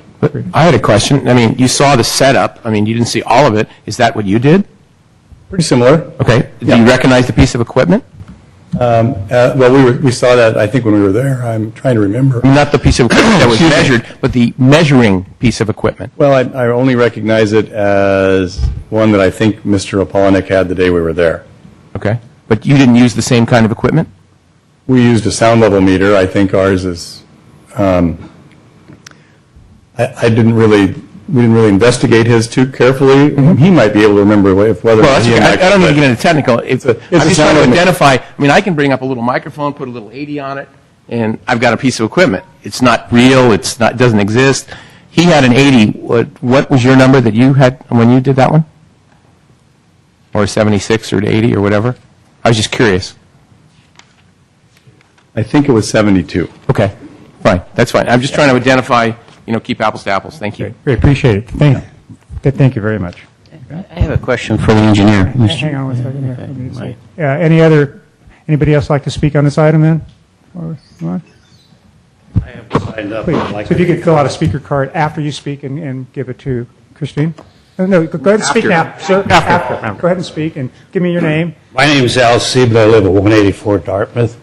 I have never attended one of these meetings, but I understand it. But I'm real confused as to how you're going about this. Why doesn't the city hire a professional negotiator to negotiate with the providers, put up a soundproof building, aesthetically beautiful, and maybe they can ask them or negotiate for some smaller trucks and equipment to come up to the property?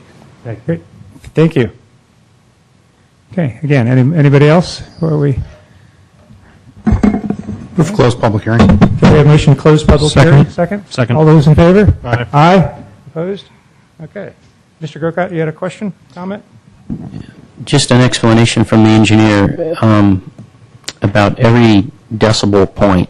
Can you explain how that works? I don't believe it's just a straight number. That's correct. The decibel scale is logarithmic. It's like the Richter scale in that regard. So roughly, so that each 10 decibel change is like an order of magnitude in terms of the acoustical energy. Also, because of the way the decibel scale was set up originally, is really set up for people, which is very helpful.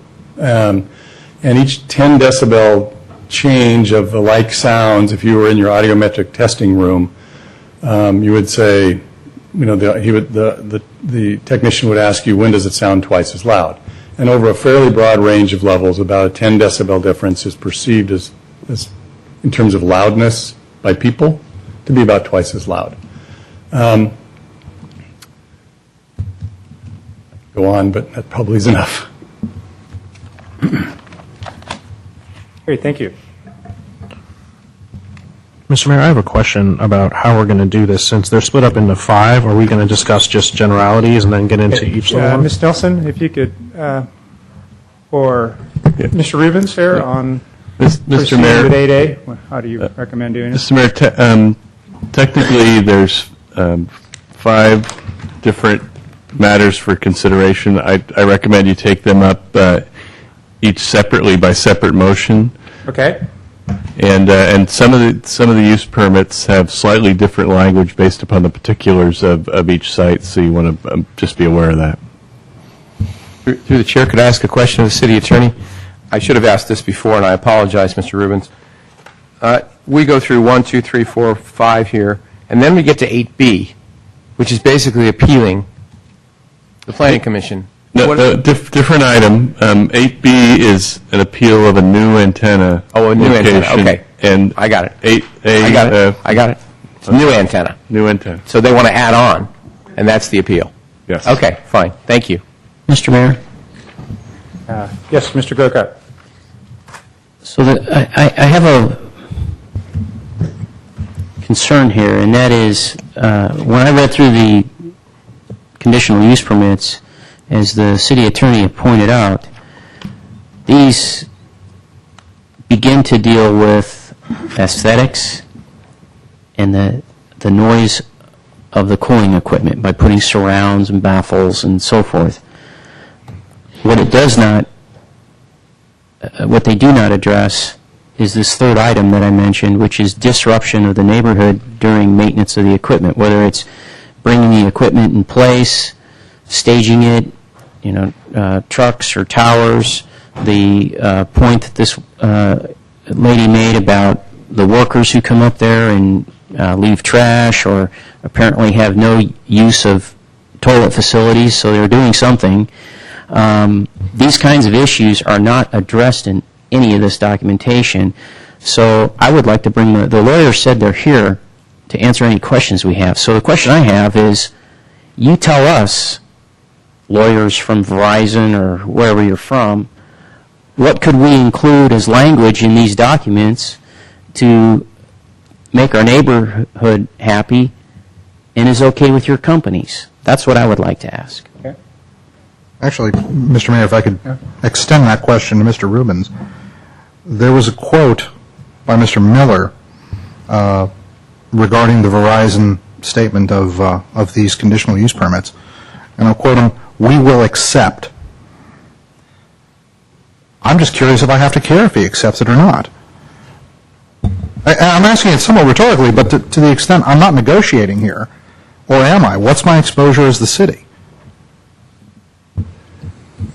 Well, I think the question is, if I may speak just a minute for Mr. Miller, I think what he's saying is that they've reviewed the conditions as proposed and they're acceptable to them. These are conditions that the planning staff and I work together to develop to make a more or less uniform standard for all the sites up on that hill that are in violation. And what there is an opening to add additional things based upon information you've heard at this hearing. That's your role tonight, to accept the Planning Commission's recommendation, or based upon the evidence you've heard tonight, if you think there are other conditions that could be added, you're allowed to do that. So maybe that answers your second question, that you don't have to accept their representation, but there are different conditions. Because it's a public hearing and there are existing use permits, I just want to underline this point. I mean, we have people with vested rights or companies with vested rights to these antennas. So our code requires an evidentiary standard and an evidentiary quasi-judicial hearing like we have tonight. So what we want to do is review and make the findings of fact to tie the violation, if you will, and our regulatory purview as closely as we can to these conditions. So I think Councilmember Grocot's comments about some of the problems regarding equipment and accessing the site are issues that are within your purview. I think the noise certainly is within your purview. I think it's got to be based again on the evidence that you hear tonight or in the minutes of the Planning Commission before you make your decision. All right, Mr. Rubens. Can I ask? So, Mr. Rubens, does it make sense then to have, in the first part of the discussion on Mr. Grocot's point, go through, see if there's any special conditions of the conditional use permit that we want to include in all 5 items, or just generally throughout this whole area, and then go through each of the conditional use permits one at a time after that, or how would you recommend? Yeah, I think that makes sense. That makes sense to talk about items that might be in common with all of the use permits, and then if there's anything particular about, based upon the evidence you've heard tonight, any specifics on a specific conditional use permit, we could bring that up at that time. That's correct. Mr. Mayor. Okay. So, Mr. Klein, you were saying? I'm sorry. Well, I just wanted to make sure. So when we get in, and you've almost answered this completely, when we get into the discussion of the conditional use permits, you'll help guide us to make sure we're stepping within our bounds. But, because I mean, personally, what Verizon and T-Mobile can accept isn't really high on my totem pole of who I really care about.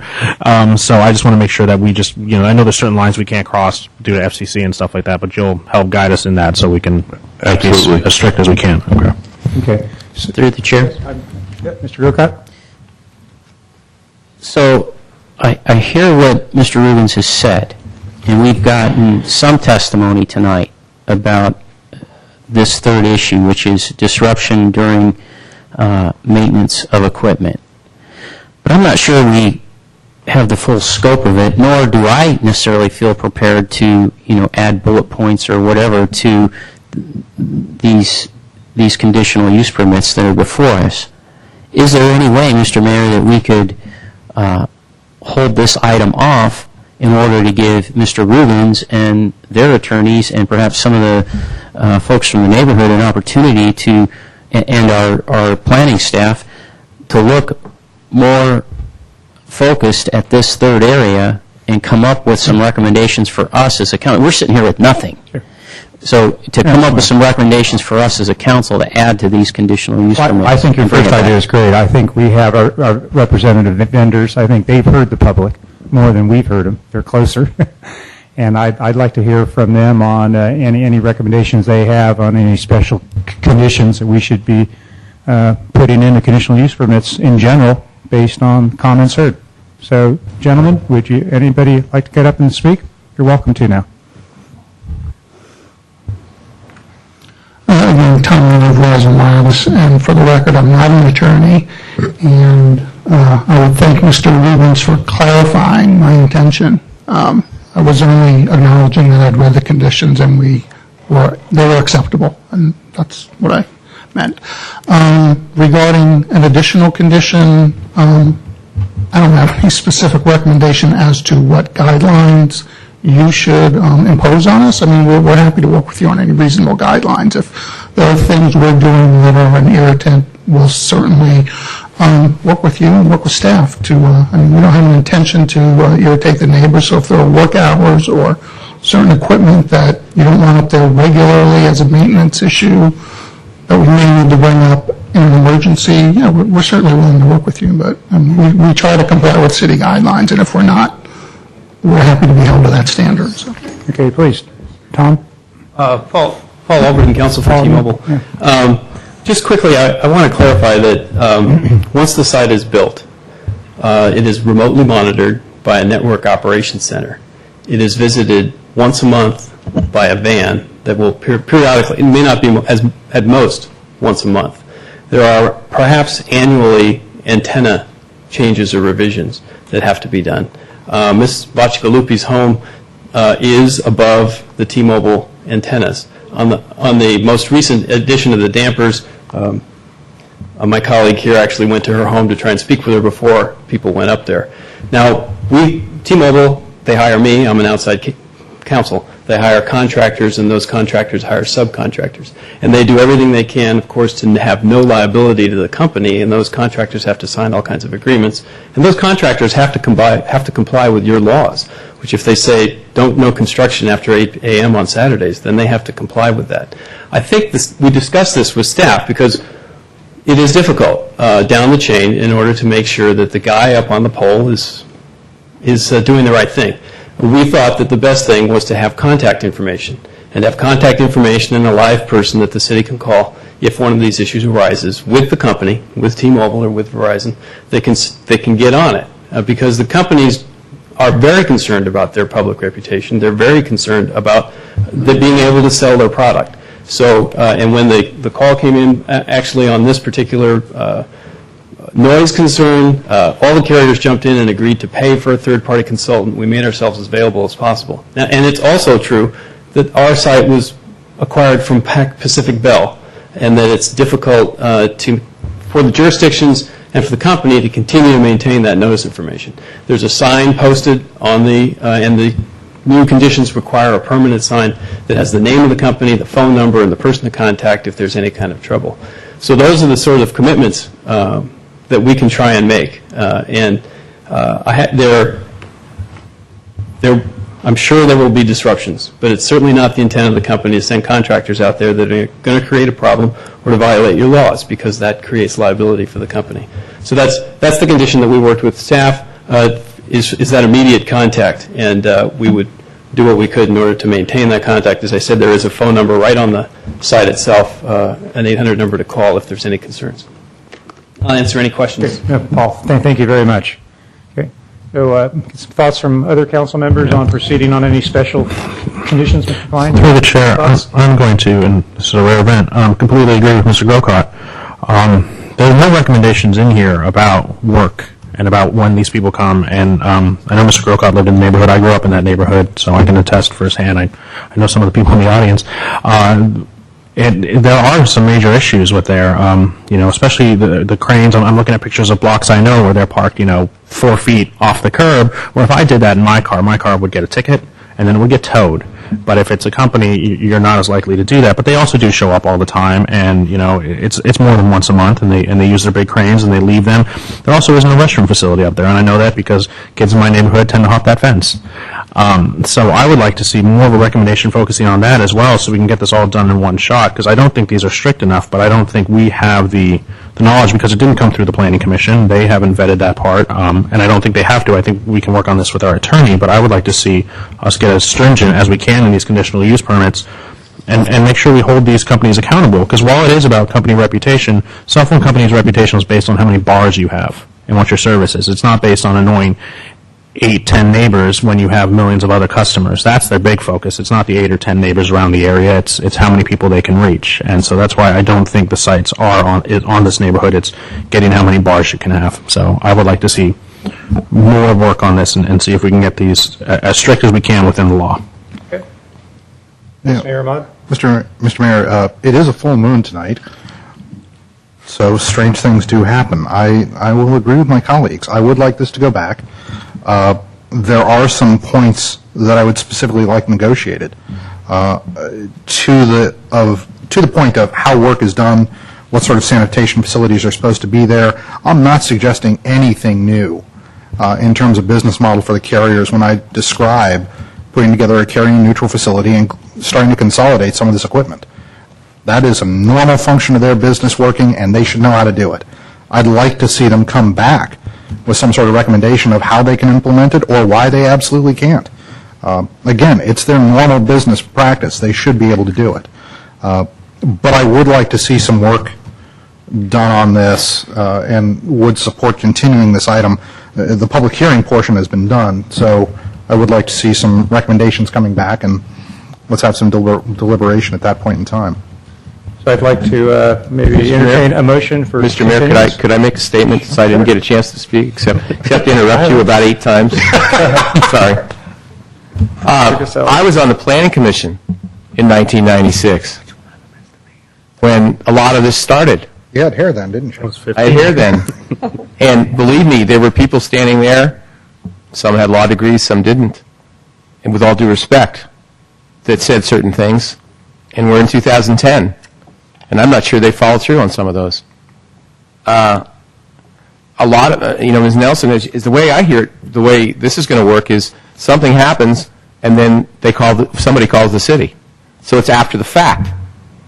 Now, I can appreciate in the middle of the night if your cell service goes down and your generator blows up for millions of people, you get up there, you fix it. I understand, and I know that's a discomfort to the neighbors, and it's terribly noisy and whatever, but that's an emergency.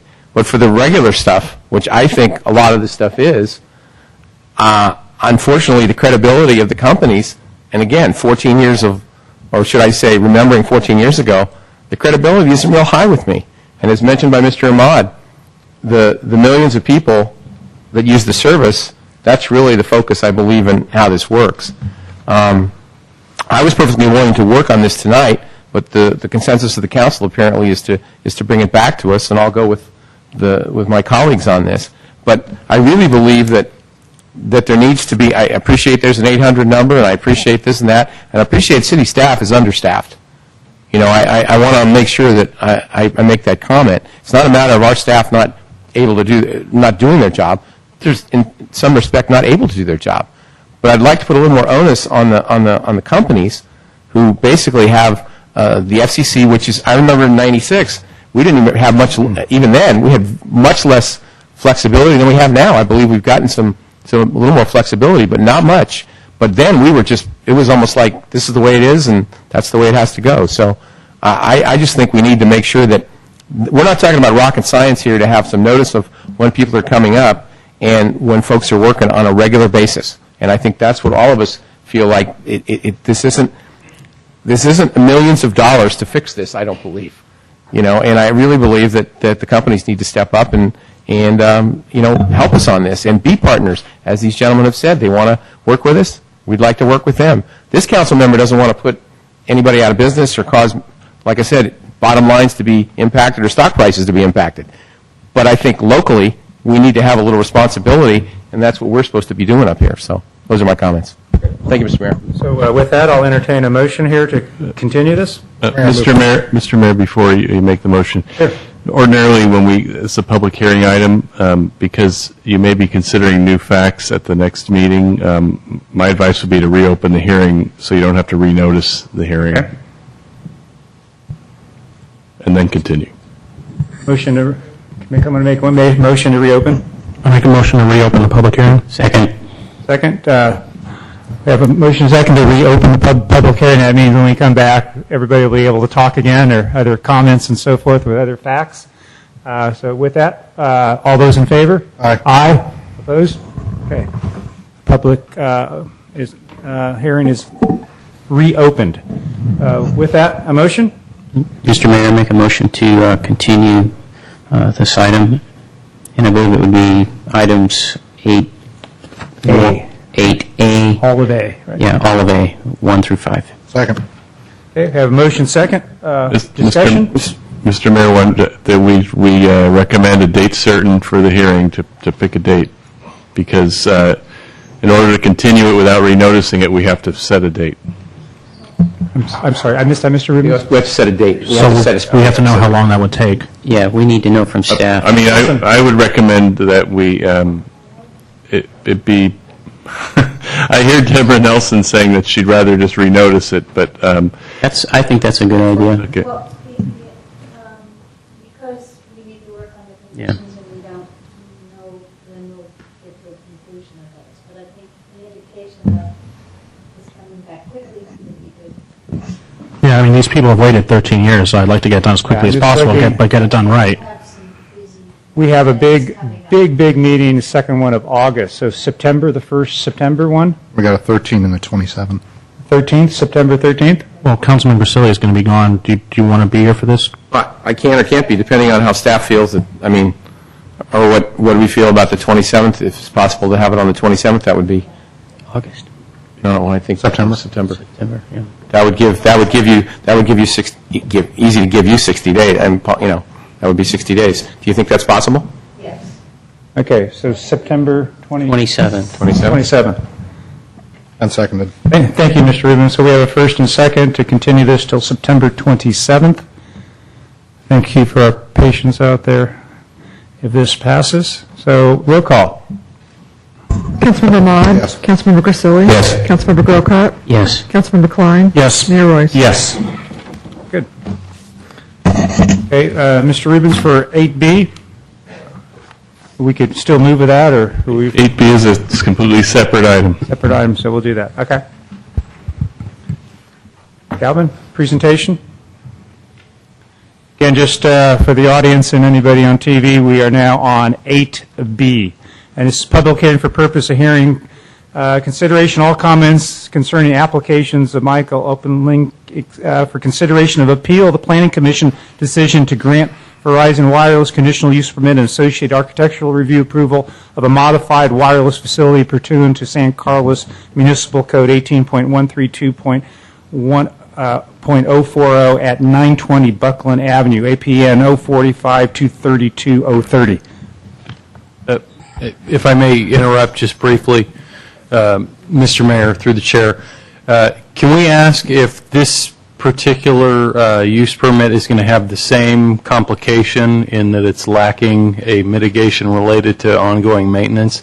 And if that's the case, does it make sense now to just go ahead and continue this item to the September date? That's why I asked that question. Should we continue it also or not? The acting city manager and I were discussing it right after I finished my comment that it was a separate item, and I think that's probably indicated, given the fact that we're going to be at that same issue eventually, and you might want to ask any members of the public who came for this appeal if they would like to speak tonight to the item. Okay, good. Okay, public comment on 8B before we look like we're looking at continuing this item, but if anybody would like to speak on 8B, please come on up. Didn't come for nothing. Yeah. This is Tom. So are you Tom? No, Mr. Falnick. Oh, it's Mr. Falnick. That's right. Okay, that's right. There's There's also a Tom Miller. I have a speaker card for. He's over here. He's over here. So you're welcome to speak after this. Okay. How do we flip this around? Because I've got a couple, I have a couple slides. Jeff, can somebody help? Couple slides. Thank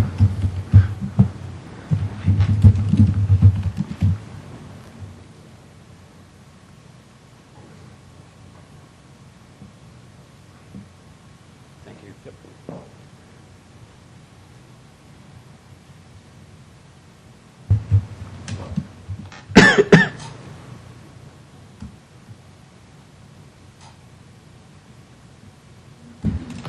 Do I have 2 minutes, or do I have a couple seconds more than 2 minutes? Couple minutes. Well, then, let me get to, I got more than 2 minutes here, but let me get to the matter of probably one of the more important matters. Mr. Klein brought up an interesting point, said that neighbors jump the fences and do other things up there in the cell sites. I'm opposed to granting the conditional use permit for the Verizon under circumstances in which it was issued. The municipal code requires that the following finding in order for the planning commission to grant a conditional use permit. The proposed use at a proposed location will not be detrimental or injurious to persons, property, or improvements in the vicinity, and will not be detrimental to the public health, peace, safety, comfort, general welfare, or convenience. The Verizon site on Buckland is unsafe, interferes with the public peace, health, and general welfare of the surrounding community. I'm surprised that a child or another individual has not been injured or killed at that Verizon site. Any member of the public could wander onto the facility and be killed or severely injured. There's a picture of the access to the site, unfeathered. You can just walk right into it. It's a picture of the Verizon site itself. As you can see, anybody can just walk right in between the equipment cabinets. If it was a young child, they could stick their finger in it, get electrocuted. There's 20,000 plus watts in there. You can see all there is a wood facade shielding the equipment. Another picture looking in, you can walk right in between the equipment cabinets. Oh, and that's Sprint, sorry. Since I only had 2 minutes, I have a lot more to talk about the sites and the problems up there, but I think this is probably one of the more grave ones, and you hit on that point. We're very fortunate in the city that someone hasn't gotten killed or injured with that Verizon facility. Thank you. Thank you. Okay, Tom? We're in support of the motion to continue, and I would say that our equipment undergoes rigorous safety inspections. It's subject to the same requirements that all commercial equipment is subject to, much like equipment at a restaurant or someone's air conditioner. And I would like to suggest that neither children or anyone else is in any grave danger from these equipment cabinets. They're locked, and I'll just leave it at that. Great, thank you. Okay, anybody else would like to speak on 9B? Yeah, please. Randall?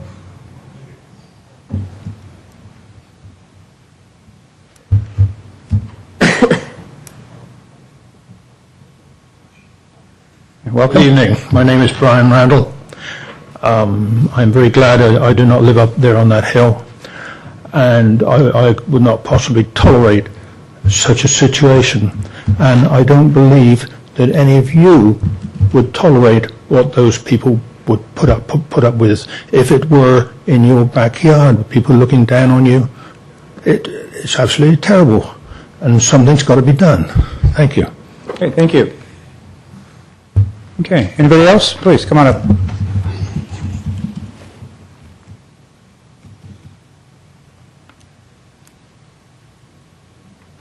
Sorry, Frank Hensley again. Having been at some of these sites, not necessarily on this site, but up and down the state of California, having worked with several of the carriers to install them at various facilities, there typically is a chain link fence. There's things to keep people away from the actual cabinets.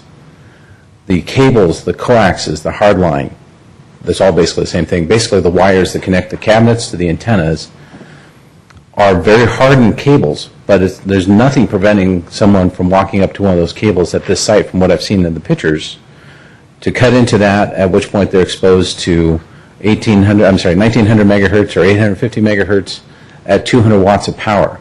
That is a lethal dose of RF, in my own personal opinion. I won't offer that as official, because I'm not here to speak in that official capacity. But at the Buckland site, it appears to me that there is a lack of site security. So I'm all in favor of adding that additional. In one of the pictures, there's also a blue sign that has a tower. That's actually an RF warning sign. That's actually required at all the sites. Great. So, and that, thank you. That should speak volumes. Okay. Thank you.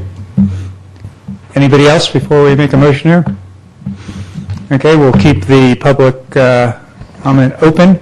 Hear a motion to continue? Mr. Mayor, before we talk about a motion to continue, can I bring up a point? I don't want to jerk anyone's chain or pretend that something's going to happen in 60 days. From what I've read, what I've seen, what I grew up seeing, there's been some, I don't want to label this bad behavior, but there's been a lack of caring what's going on up there. There's been a lack of security. There's been a lack of cleanliness and a whole list of things.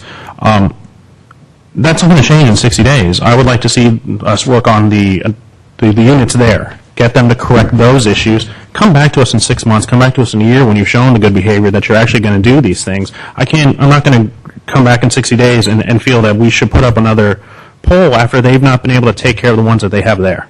They're going to add on to equipment that they haven't been taking care of. That's rewarding bad behavior, so I don't see any point of continuing it. I would just like to deny the building. Yeah, but the secret of making it a condition of the conditional use permit requires, you don't have to. Yeah, but they had things they had to require 13 years ago. Yeah, but okay, better get it in writing. Yeah. And promises, so. Well, through the chair, we could continue this, or it's within the purview of the council to deny it. So if you want to make that motion. Okay, well, I'm sure there's more discussion, but I'll just make a motion. I'd see if I do this right, so I'll look at you, Mr. Williams. I'd like to make a motion to deny the, approval of the conditional use permit and architectural review for new antennas and ground-mounted equipment at the existing wireless service site for Verizon Wireless. And for discussion, I'll second. Okay, we have a first and second to deny.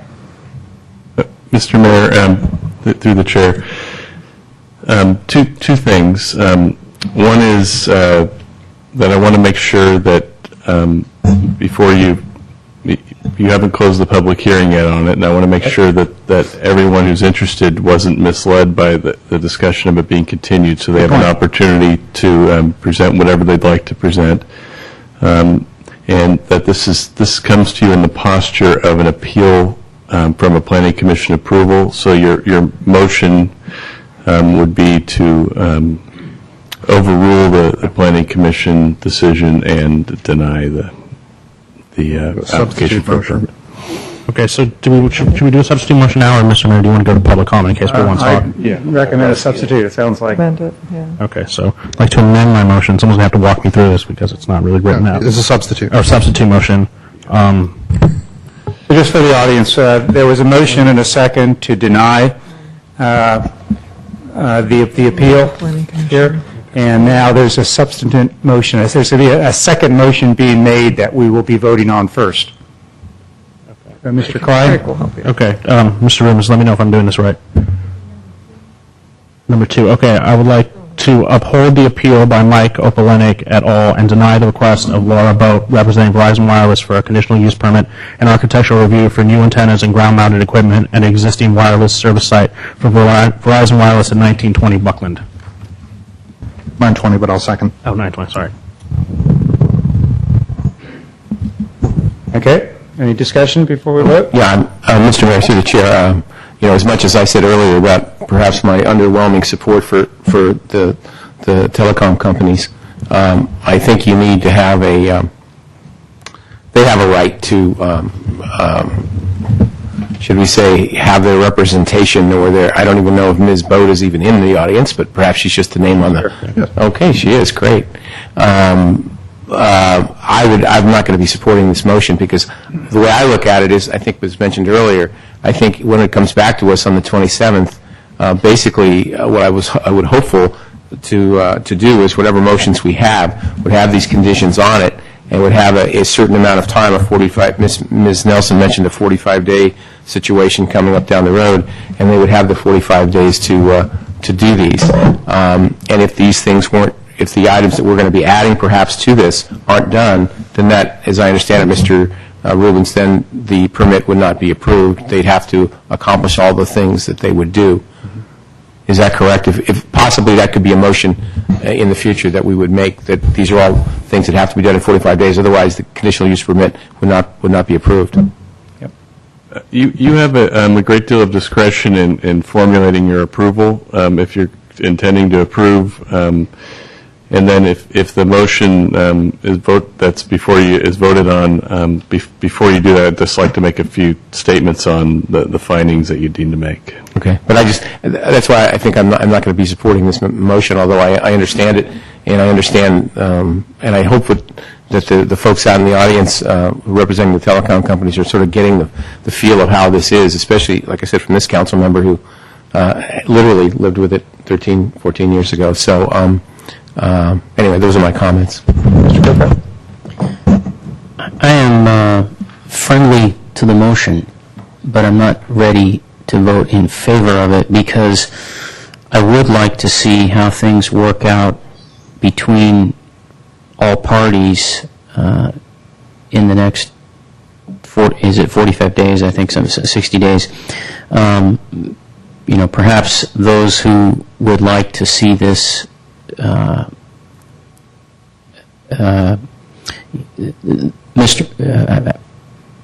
those who appealed the Planning Commission decision may feel differently after working with these companies and with city staff on some of these issues. And I'd like to know if that's the case, and only time will tell. But right now, I understand what you're stating by making the motion, and I'm very friendly to it right now. Well, Mr. Brokaw, and I'm fine if we end up dropping this, but if we could push this.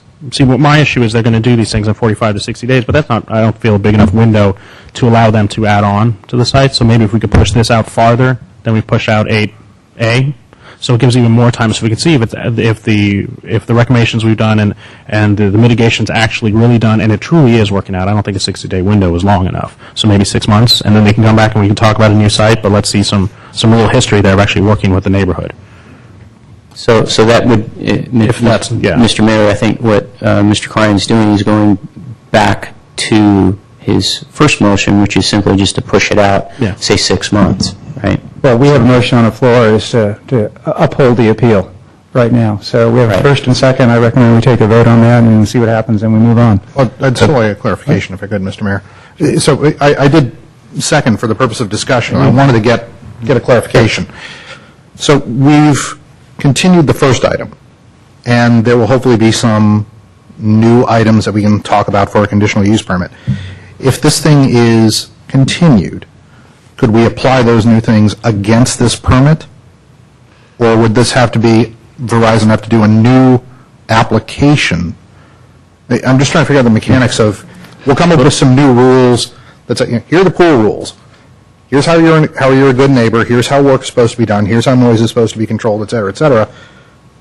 Can we apply it to this application, or does Verizon need to come back with a new one? No, you're free to apply the conditions that we develop to this particular appeal, this item. And then it's within your purview, of course, to do that. The issue that I wanted just to bring to attention is just two procedural issues. One is what your purview is on just generally a little bit of education about these antennas.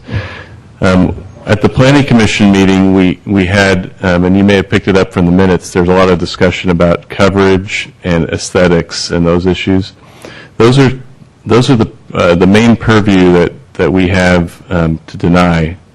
The law says aesthetics. The Palos Verdes case that's referred to in the staff report clearly gives local agencies purview over aesthetics.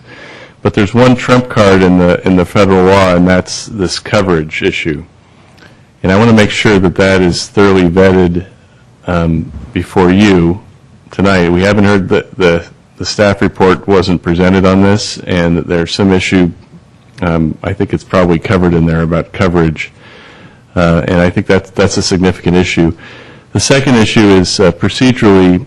Once you deny it, there is an issue I just want you to be aware of about where the next step would be, and that's potentially a writ by the companies.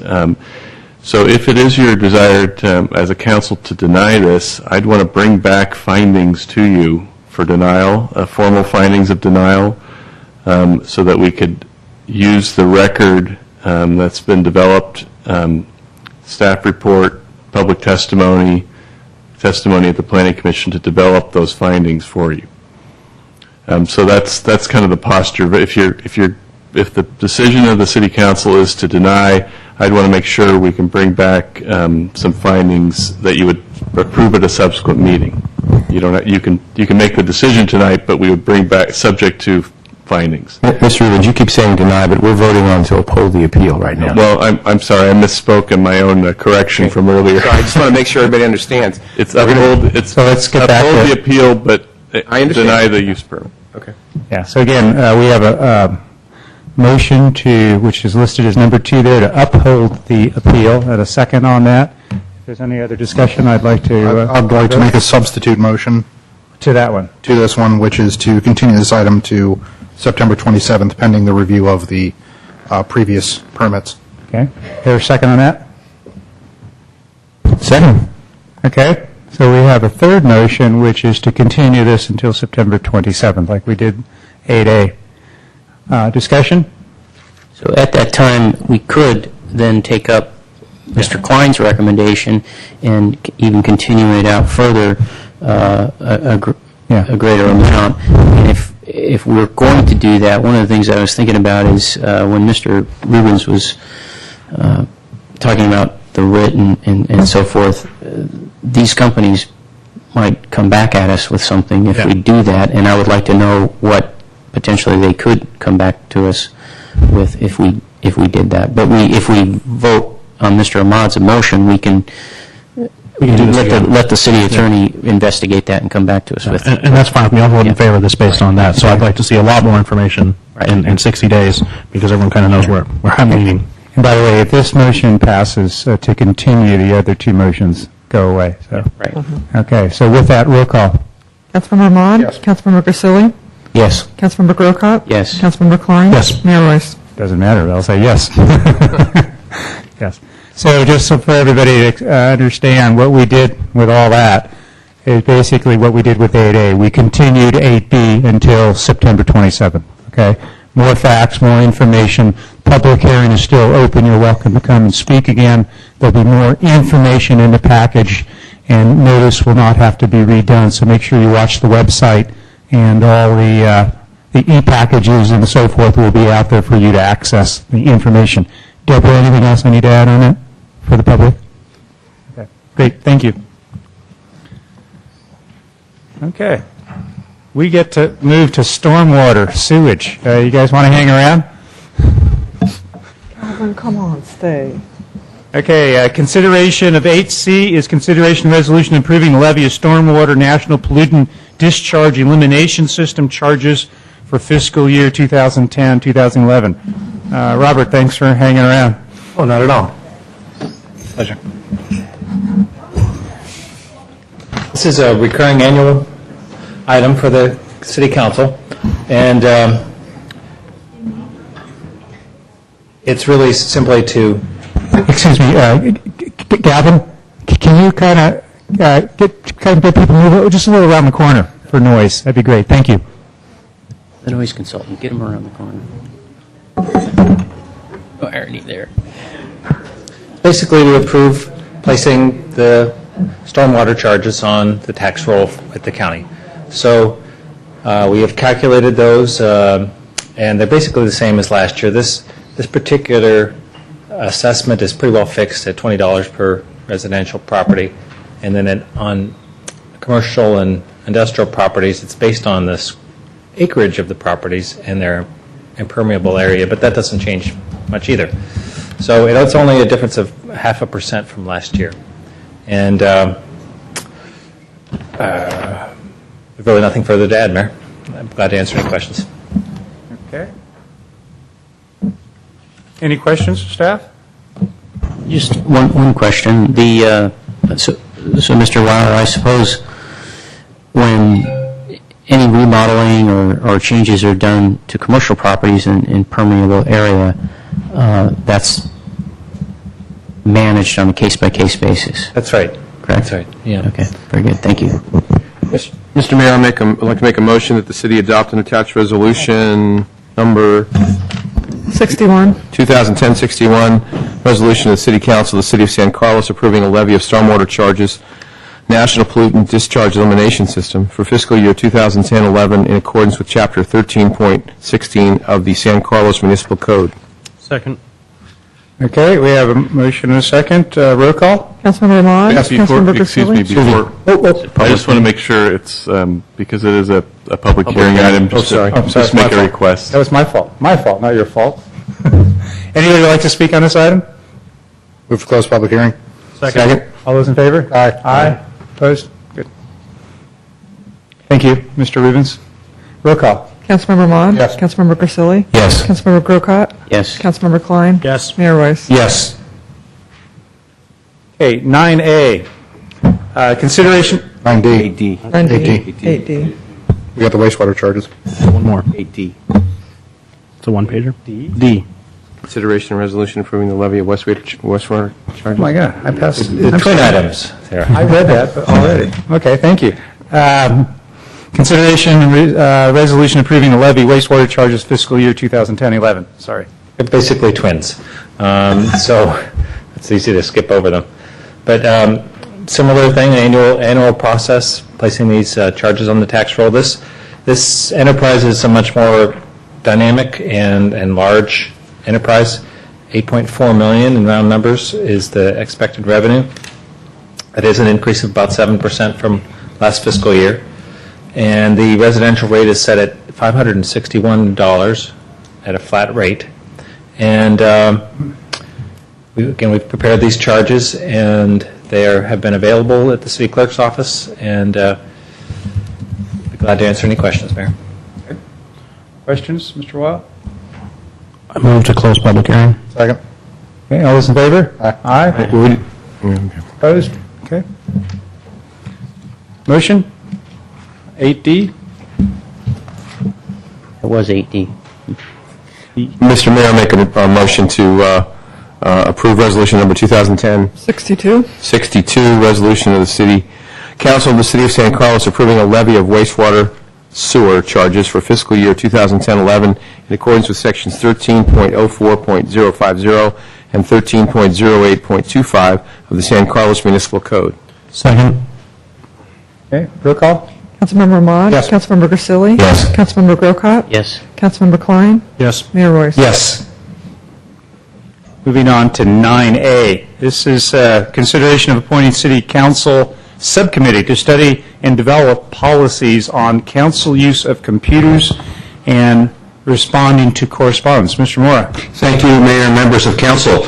As council may recall, back in April, we had issues raised by two different council members regarding electronic communications. One of them had to do with the use of computers at a council meeting, and the other had to do with the practice of not responding to public electronic correspondence using a city email box. Staff scheduled this for July after the budget had been adopted and after some other major issues had been dealt with. In reviewing this with the city attorney, staff notes that in July of 2004, the council had a council subcommittee of former mayors Eaton and Teagle Doherty that developed a council code of ethics. And this deals with a lot of issues relating to the operation of the council and also city commissions. However, the two items raised by the two council members are not included in that code of ethics policy. However, the code also talks to the effect that the council should periodically review the code of ethics, which has not occurred since 2004, so we flagged that for your interest. But returning to the item at hand tonight, staff believes that there's a couple ways the council could proceed. In both instances, we would recommend appointment of a council subcommittee to work with staff and the city attorney to develop policy in these two areas. We think that, first of all, the council subcommittee that the mayor could appoint and the council could ratify, as is your practice, could put these policies in these two areas into the existing council code of ethics. The other thing you could do is you could develop a separate standalone electronic communications policy to cover these two areas. I would note that earlier today in talking to Mr. Rubens, He did share with me a policy from the city of Saratoga that covers the City Council and Planning Commission on electronic communications, and interestingly enough, it does in fact cover both of these areas in one document.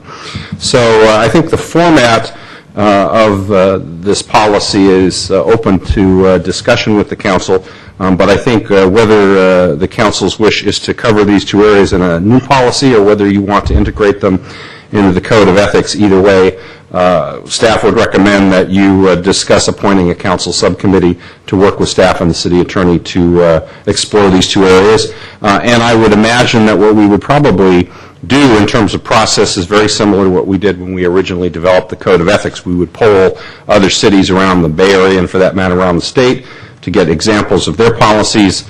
We would review that with the council subcommittee, and then we would develop something in these two areas. But we think this is very doable, and indeed, as we see from the example from Saratoga, and I'm sure there probably are other examples, other cities have dealt with these two areas in a policy document, and we could certainly work with the council subcommittee to do the same thing. So that's the staff report. I'd be happy to answer any questions. Questions, Mr. Moore? So I just want to just make sure we define the scope before we start talking about who's going to be doing this. So my understanding is there's two topics. One is the use of computers, which is basically electronics. Anything we have, a PC, iPad, an iPhone, those are all have processors in them. They're considered computers. It's use of electronics as we're up here on deck here. And the second separate item is communicating. Basically, is it email only?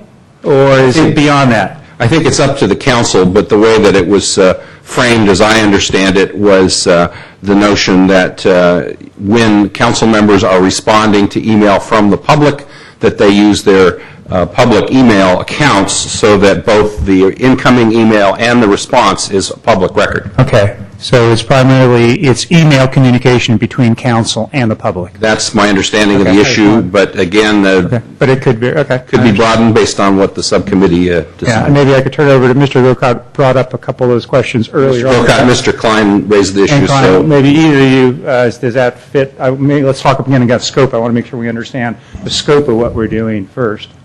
Well, I think this relates to scope. I would first say that just on a layman level, if I was looking for, ethics guidance, I certainly wouldn't, I would look at a document called Code of Ethics. If I was looking for guidance on conduct relative to electronic equipment, I would look at something, we could have a document called e-policy or something.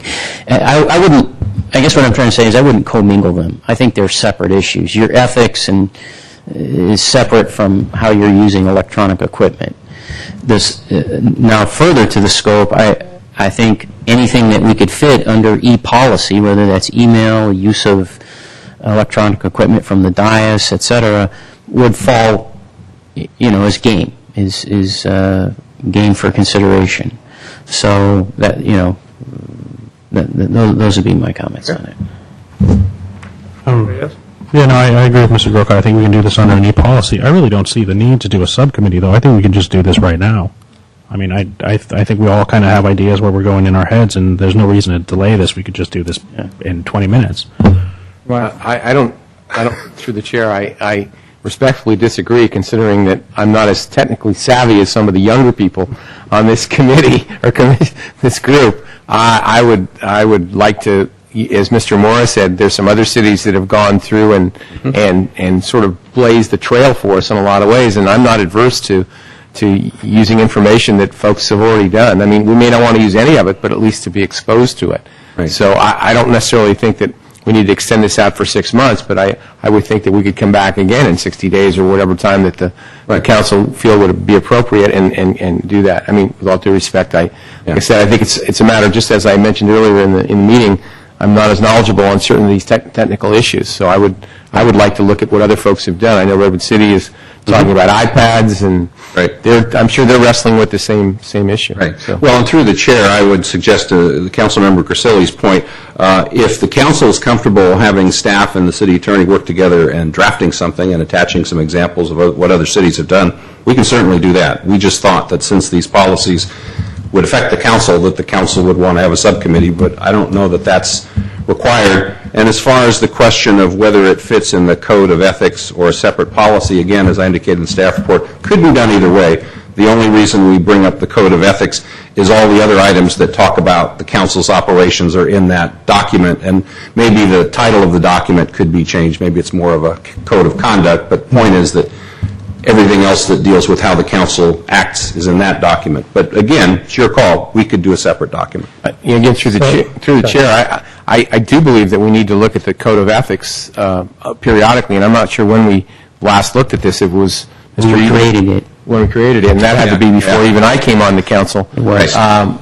By a few years, and so therefore I think we should have at least some subcommittee representing that relative to the east side. If we can combine both, fine. If not, I have no problem with staff and city attorney around that. But whatever the other council members feel is the right way to do that. What do you think, Vice Mayor Ahmad?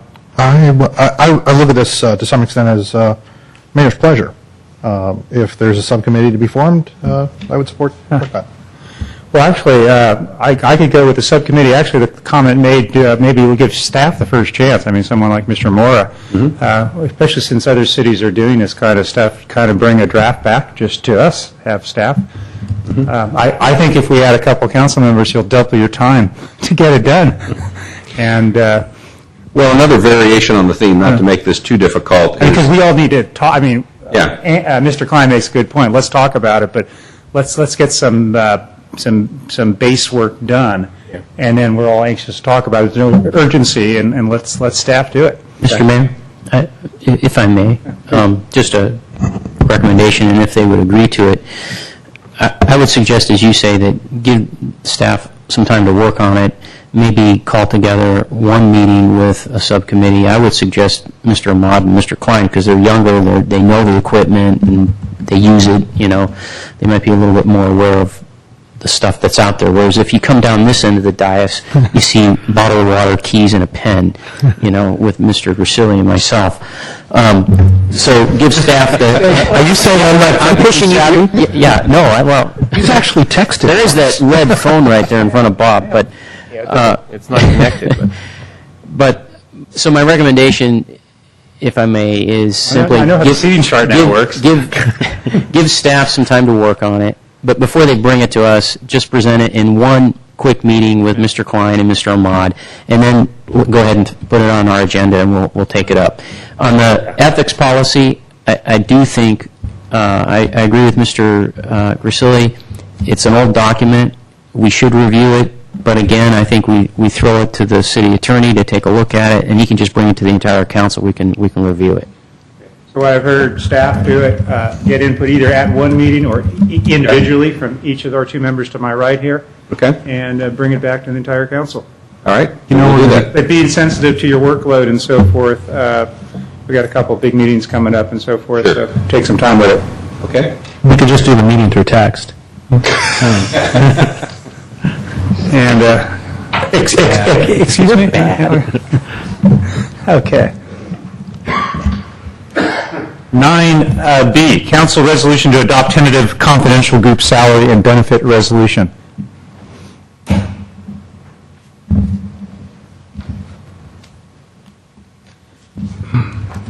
Good evening, Honorable Mayors, members of the City Council. Jeff Maltby, Administrative Services Director.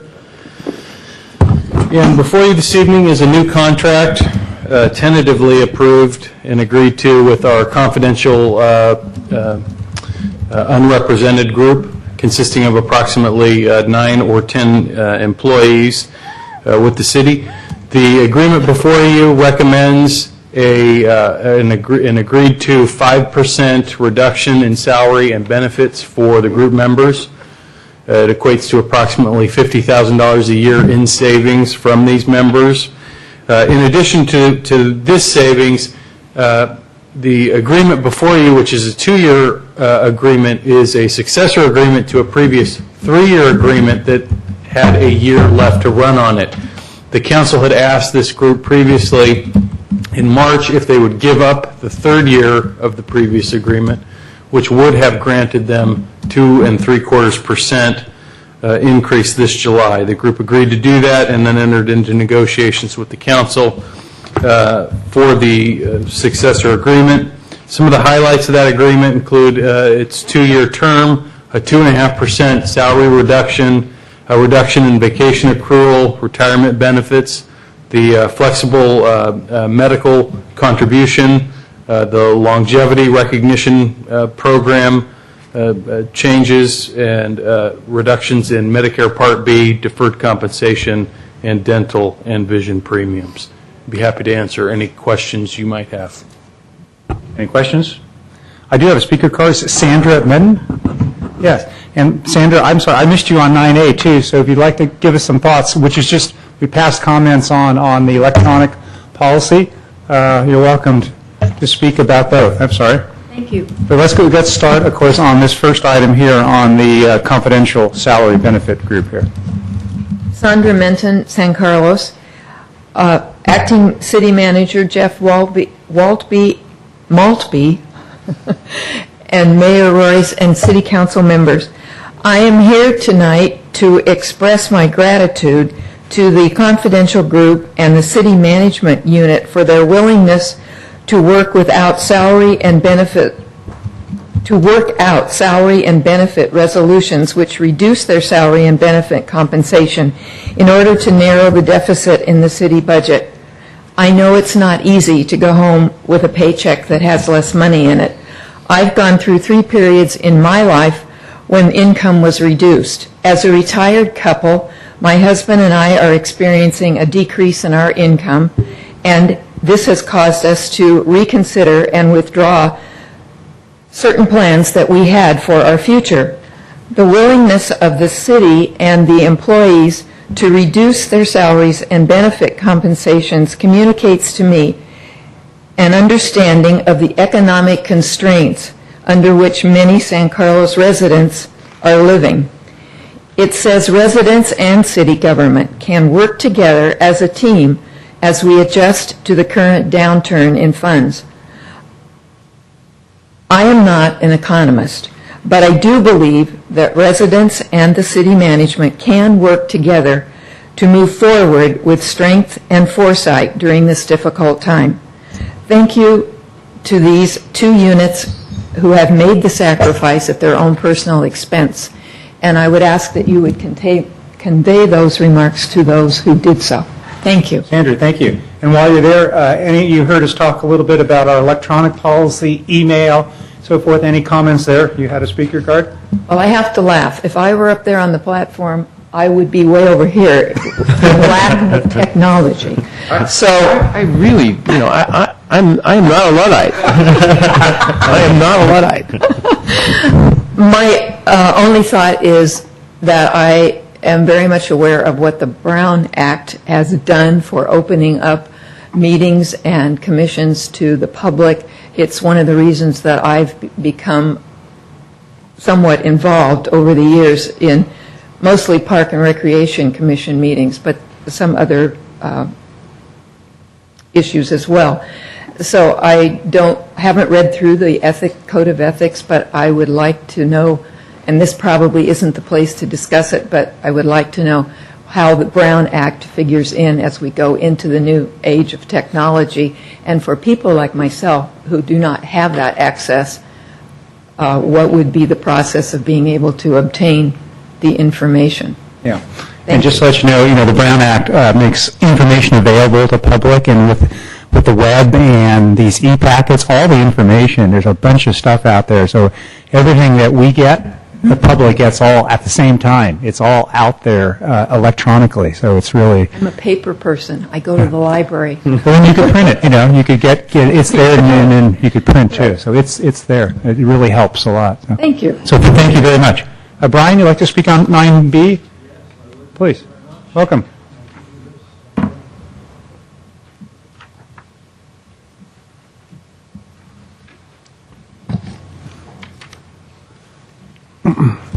Brian Randall, San Carlos. Gentlemen, I was not at the strategic planning retreat in March. Many citizens at that time requested that management take a decrease to set an example. I thank this group for doing that. Am I still coming through on this? Okay. I thank this group for doing that. I know Mr. Moore took a decrease. Thank you. But I do have one question. I haven't heard one way or the other on this. I would like to know, has our city manager taken a decrease? It's not part of our agenda item here, so go ahead. Pardon? It's not part of our agenda item here, so please go ahead. I would like to quote Councilman Ahmed regarding this issue. He said at that time, months ago, there will be no holy cows. Thank you very much. Thank you.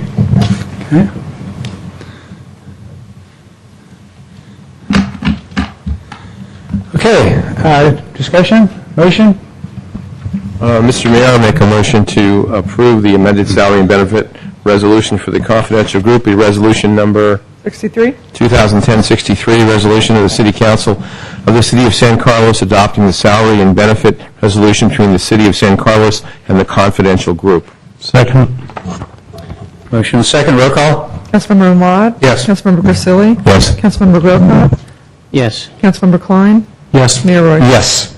Mr. Mayor, just to add, if, Mr. Malpe, I know this, you've done some great work working with all the units, and this is terrific, and we do want to express our appreciation. Great, yeah, thank you. Okay, last item is 9C, consideration of two resolutions to initiate balloting of 15 property owners for the proposed Pulgas Creek Levee Improvement Assessment District. You still around, Mr. Wall? Yeah, still here. Yeah. I have a few visual aids, Mayor, and I will keep it quick.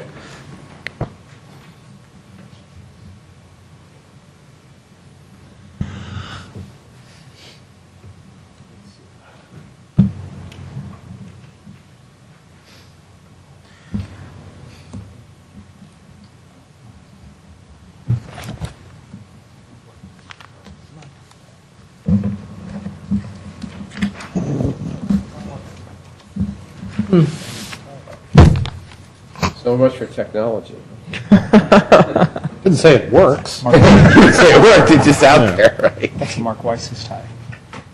Maybe that should be part of our policy. It works from now on. I like the blue. Well, okay. It was a good idea when you... It was a nice idea. Well, turn that off. What I was going to show you is a map of the Redwood Shores levee system.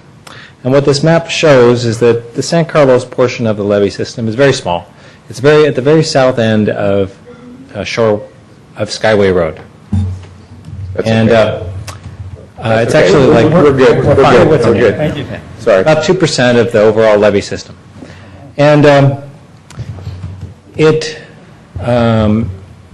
needed to be upgraded in order to basically address the new circumstances that came post-Katrina. The federal government saw the disaster in New Orleans and other areas down there and said, we better take a hard look at levees. And they did. And they said, if you're behind a levee, you've got to go out and get your levee certified, or else you're going to have to pay flood insurance. And we're poised to do that. Most of the improvements to the levee have been done, but this is the certification package. Can't certify this till we know we can maintain the levee and retire the debt that was used to improve it. So there are 15 property owners down on the east side of 101 that benefit from this levee being improved and certified. And what's before you tonight is to initiate an assessment district that would send out a ballot to those 15 property owners to say, would you please vote in favor of assessing yourselves to pay off the cost to improve this levee and to pay for its maintenance in perpetuity. And we've talked to many of the property owners, I guess most of the property owners, and it's a value proposition for them because if the levy is decertified, or the levy doesn't meet certification, I should say, they will be facing mandatory flood insurance. Flood insurance is always a good idea, but it is costly, and they won't have any choice if the levy doesn't make it. The cost of their assessments are less than that mandatory flood insurance for most of the property owners, we believe. So they're kind of money ahead by assessing themselves to get this levy certified and maintained. I got with here tonight is Thomas Brightbill from SCI Consulting Group, and he's available to answer questions. But that's the gist of it, Mayor. It's about a $172,000 assessment district, fairly small as assessment districts go, and the cost to each property owner is in the realm of $500 to maybe $3,000 per year. I don't believe any of the property owners are here tonight, but they would be back on September 27th, along with the rest of the crowd that was here tonight, to have their ballots opened and read and a hearing to consider whether to form this assessment district. That's all I have. Thank you. Quick question. Does the city own any of the property there? No. Oh, okay. The Samtrans owns property, and the South Bay Waste Management Agency. And they would have to pay their share. Now, I guess one quick question. I mean, let's assume that the property owners decide not to do that. Mm-hmm. It's only part of the levy. What about all the other owners around the other part of the levy? They wouldn't have to get flood insurance if they pass it? And unfortunately, it's a little bit like the Dutch boy and the finger in the dike. If one part of it is not certified, the whole. So all of Redwood City, Redwood Shores. Yeah. Have the other cities of Redwood City already approved it? There's three basic parties that are of interest here. Redwood City has an assessment district that was formed when Redwood Shores. Okay, so they're all went in. set. So that's the bulk of it. The airport is the second party, county. and the county's paying that out of pocket. Okay. So we're. So we better, yeah, okay. Yeah. Well, hopefully the owners will see the benefit. I hope so too. Okay, any other questions? Mr. Mayor, I move adoption of resolution. Wait, anybody like to speak on this item? before we move on? Okay. Move adoption of resolution 2010- 64 and 5. Resolution of the City Council of the City of St. Carlos adopting Proposition 218 assessment ballot. Proceedings, procedures for the Pulgas Creek levy at Skyway Road Improvements Assessment District. Second. Okay, roll call. Councilmember Mod? Yes. Councilmember Grisilli? Yes. Councilmember Grocott? Yes. Councilmember Klein? Yes. Mayor Royce? Yes. Before I adjourn the meeting. Excuse me, Mr. Mayor, I think you only read one resolution, and I think we have to have a separate vote. I apologize. We do? You said both numbers, There's right? there's a second resolution. Thank you. Hey, look, I get.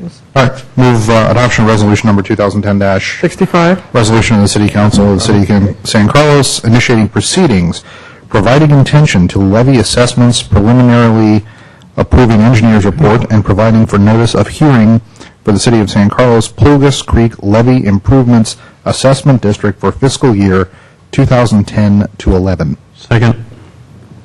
Roll call. Councilmember Mod? Yes. Councilmember Grisilli? Yes. Councilmember Grocott? Yes. Councilmember Klein? Yes. Mayor Royce? Yes.